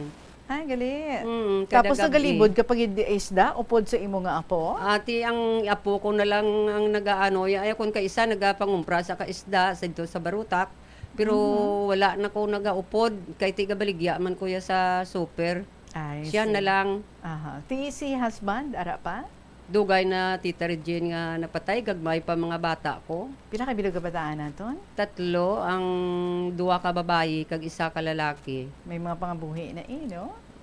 Puro na kami tanan balo Tita Regine ang panganay ko nga bata ato sa Dubai. Balo 2 ka bilog ang bata ya mo na dang upod ko. Tapos ang ikaduwa ko 3 ka bilog. Balo naman napatay man ang iya nga bana sang 2005. Okay. Ang iya nga bata 3 man kabilog. May apo na ako sa tuhod 2 na kabilog bayi laki. 3 so 2 ka bata mo na balo plus ikaw so 3 na ka mga balo sa family. Oo. Okay. Ano lang ang ginahambal mo sa mga tao nga nagpatigid nga ikaw ang napatay? Ay man nagang daw sa wala man lang sa akon kay ang naano ko nga ang balita nga nag-ano sa ila, bisan gani sila daw hindi man magpatinyari, disang nagligad nga adlaw, nakita pa namon to nga gaupod sa kaya baapoya nga nagalibod ka isda kag nagabantay da kon hapon. Ti daw hindi bala sila magpati nga amo na ang natabo. Ti siling ko amo gina siling ko ang balita, balaan mo siling nila ko no may pakpak ang kwan balita galupad. Ti ano pa ko di dasig may tenga ang lupa, may pakpak ang balita. Tino nang inepekto sini sa imo so sini nga hitabo? Do wala man Tita Regine kay ang ginaano ko lang yang gapasalamat lang ko sa mahal nga Dios nga bisan amo na nga ginbantog ako pero ara buhi ako ya mapagsik. Tapos siling ko Lord salamat sang ginhatag mo nga kabuhi pa sa akon.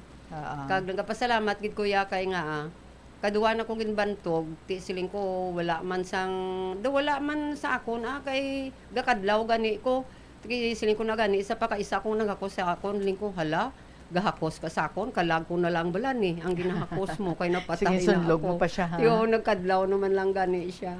So ano panungyan mo sa mga tao sa palibot parang hindi maglapta ang kadlaw sila siling niya amo niya ang patay nga madasig pa magdalagan, mapagsik pa. Ti hasta gani nang tag-iyas ang tiyanggi na da nga bakla namon, das tabok tay-tay lang namon. Siling yan nang galawig ka pa na siling niya pasalamat ka sa mahal nga Dios kay buhi ka pa nakita mo kung paano kanila gin ano bala nga gapakita lang nga malahalon ka sa imo pamilya. Talagang isa ko kautod nga lalaki baling magulang ko. Kay bali duwa na lang kami, tatlo na lang kami bidira ang ara dira.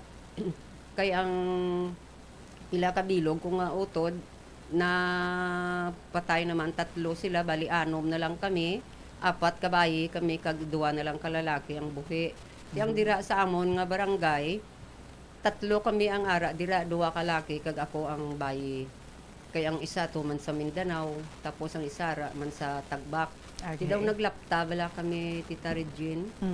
Ti bali ang amo na ang naanahan ko lang kay ang agot namon na nga dira sa Tagbak. Balaan mo halin sang pagpangabuhi yan na makabata na siya, bisan may timbang pa na siya. Hindi ko nakahalin sa iya kung hindi na siya mabulanan bala ang bata. Kay napatay ang amon nga nanay, bata pagburo, mga 54 pa lang ang nanay namon. Tapos siya, graduate pa lang sa elementary. Okay. Tibali siya ginaang ginbili ni nanay nga kung anong matabo sa iya, hindi mo pagpabayaan ang manghod mo kay bata pa. Kaya mo na siguro nga daw maano gid siya kapag kabati ya nga amo na natabo sa ako ni. Panic gid. Oo. Okay. 3 kadlaw man Tita Regine nga batsyag iya, sakit ulo ya, tapos do wala sa bala nagi tigin kadtuan ko gid siling ko ti, kumusta matiyag mo? Hay siling ya nini. Mayo lang kay wala ko ya high blood. Kung may high blood ako, biyo na pa ko ya napatay sa imo eh. So do nagulpihan gid siya. Oo, nagulpihan siya. Ti grabe kay kun ang timbang ya pa. Sinyamak mo nga ginapapungko sa ni Tito sa siya kay siling ya kalmada kay malakat tato kay malantawon ta. Ti ang ginaano man niya sang banaya nga basi hindi man bala ako. Ti siling ya ti imposible gid amo gitong nagsulod sa isip man sang banaya. Kay imposible nga amo na natabo sa akon, wala sing may nagpabalo. Ti gapangakig ang manghod ko niya kay siling ya nga ginpabayan nyo sa nanay nyo to. Ti ang hambal na iya sang bata ko gani nga lalaki. Ma, ariho gaprito ko di ka isda. Kay ginkuha ako to nga agi ko to kay gaobraman siya. Nag-agi ko to kay para nga pagpuli karon din nanay, makaon na lang. Ti daw hindi gid siya guro mapakali bala. Ti walain gid dyan, no? Nga ma-confirm anay kung ano gid katuod ang ina nga balita. Ti amo to naungpawan na siya guro Tita Regine sang maistorya ko na siya.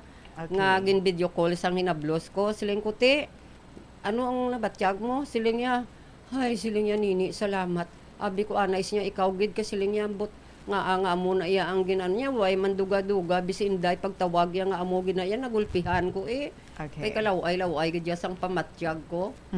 Ti pagkabalo ya ganito nga siling ko, may padala ko bala ang kasaysayan ko na bala nga pagbantog sa akon nga napatay ko.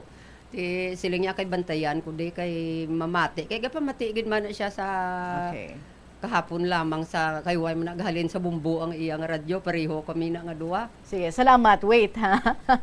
Balik ko sa imo ang pamangkot kung wala mo na sabat. Anong panugyan mo sa mga tao sa palibot para hindi maglaptang istorya nga ina, nga hindi amo. Alas 2:44 ang aton nga oras, panubalikan naton ang aton diri nga winner si Neni isang kamalig sangharo. Sa gihapon nagapamati kamo sa kahapon lamang program kaupo dinyo si Tita Regine. 30%. Kauntasan, La Paz Batchoy. Ang Iloilo ang kilala bilang home of La Paz Batchoy. Mahimo kagid nga maglibot sa Iloilo, mag-food trip, kag ikaw mismo ang maghusgar kung ano ka namit ang La Paz Batchoy. Pwede mo gid ma-enjoy ang La Paz Batchoy nga may pandesal kag puto. Butang iman sang gamay nga paminta kag patis ang sabaw.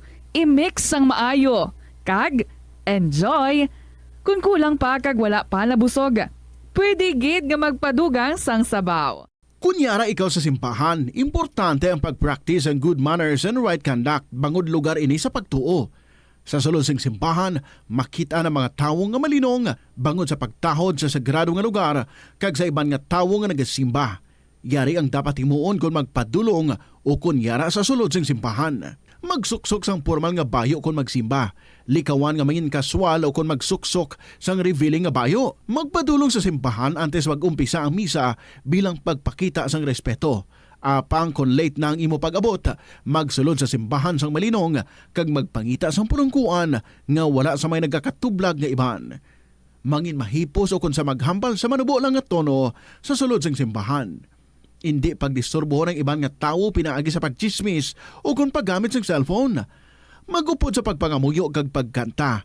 Apang kung hindi ikaw pamilyar, magtindog kag magpungko sang malinong kag sundon ang flow sang misa, lakip ng pagduko kag pagluhod kung kinahanglanon. Magpamati sa seremonya sang pare o kon pastor, hindi pagsabada ang imuupod, ilabi na kung padayon ang misa. Magpakita sang respeto sa pari, altar servers kay iban pang miyembro sang simbahan. Masami siguruhon nga naka-silent mode o kung naka-turn off ang imong cellphone antes magsulod sa simbahan, agud malikawan ang distractions.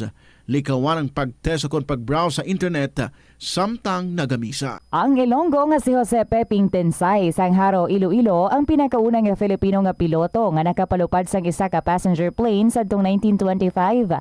Ini amo ang eroplano nga Curtiss Oriole biplane nga may ruta nga nagalawig sang 43 kilometro sa lin sa Iloilo padulong sa Bacolod. Samtang ang pinakauna naman nga commercial airline sa pungsod kay sa Asia amo ang Iloilo Negros Air Express Company nga nauna pa sa Japan Airlines kay Singapore Airlines. May flight inihalin sa Iloilo padulong sa Manila, Bacolod, Cebu, Davao kag Zamboanga sang 1932 kag padulong sa Hong Kong, Bangkok, San Francisco, Shanghai kag India sang 1946. Bangod sini ginkabig ang Iloilo nga birthplace sang Filipino Commercial Air Transportation. Kabombo! Subong nga naghalog na ang restrictions, madamo na nga mga physical activities ang ginabalik, ilabi na mga sports events. Apang maghalong lang ha, bangod kun kay isa, hindi malikawan nga may injury gid nga maangkon. Suno kay Michael Vincent Kayanan, physical therapist, ang ice ang mahimo nga ma-apply sa bahin sang lawas nga masakit sa sulod sang duha ka adlaw. Ang masakit nga bahin sang lawas kaangay sang tiil o kun kamot. Balik kita diri sa kahapon lamang program, kaupod sa gihapon si Neni sang Kamalingharo ang ginbantog nga napatay. And hindi lang gid once gali, no? Ginbantog siya kundi nga kaduha na ka beses. Di ano man ang feeling ay no? Kaduha ka na iya nga ginbantugan nga napatay. Anyway, anong panugyan mo ne sa mga tao sa palibot para nga hindi bala maglaptang istorya nga hindi amo, nga hindi ula basihan. Siguro Tita Regine ang mapanugyan ko lang nga antes ka mo palaptas ang balita, i-confirm nyo anay kung ano ka matuod para nga hindi man magpanik ang mga natungdan. Exactly, no? So nakita mo ha kung ano ang nanging reaction sa imong family when they thought nga ti ikaw gidya ang ginbalita nga nagtaliwan nga gin cardiac arrest. So ano ang from there, no? Ano ang imo nga nanging balatyagon? Sa nakita mo, amo to nga mga reaksyon nila? Nagtululuha ko, Tita Regine, kay simpre gaano ko nga amo gali ko ni sinila ka palangga, kag amo gali na ako kamalahalon sa ila. Hindi man sila guro magpanik sang amo na kung hindi nila ko guro na na ano ni na palangga nga madula ko bala sa ila. Correct gid, no? At least now sa 2 times no nga bantog ikaw nga ti nadula ka na pero hindi gali iya matuod, so you already have an idea kung ano ikaw ka-importante sa mga tao, sa imong nga kabuhi, sa imong nga family members, especially sa mga tao sa palibot kag sa mga friends mo man, no? So anong mensahe mo sa imong nga pamilya? Balan mo, Tita Regine, pareho na bala, may mga tarabangan, may nagalain ang paginhawa. Daw talawgon ko bala, tapos pareho na may mga patay. Daw ako bala ang ginatawag nga sang prayer, mga di kadagab galing. Oo, amo na siguro nga daw ginhatagan mo ko sang mahal nga Dios sang kalawig, sang kabuhi, nga muni ang edad ko. Ay, sa subong gani, Tita Regine, may hinablos man akong ara sa San Isidro, nga gin cardiac lalaki. Okay. So, ikaw gali iya ang tawo nga talawgon gid sa inyo family, talawgon gid sa inyo nga barangay because you are something, you're doing something, no? Para nga magbuligid hindi lang sa mga family members mo kundi sa mga tao man dira sa palibot. So that means you're that important sa mga tao dira. Anyway, thank you so much, Gid, ha, sa pag-share mo diri sa imong kasaysayan. Yes, I agree with you. The more kuno nga do ginatuloy ikaw, the more nga mas nagalawig ang imo nga kabuhi. Hindi bala? Okay. So salamat, Gid, ha. May luyag ka nga tamyawon.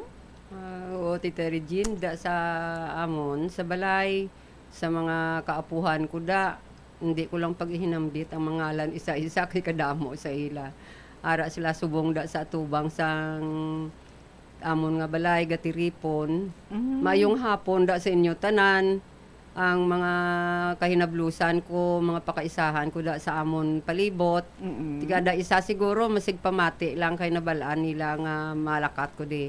Okay. Sige, basi po, di mo sila nga ma-invite kung sila man magpadala sang ila kasaysayan para pares man sa imo. Sige.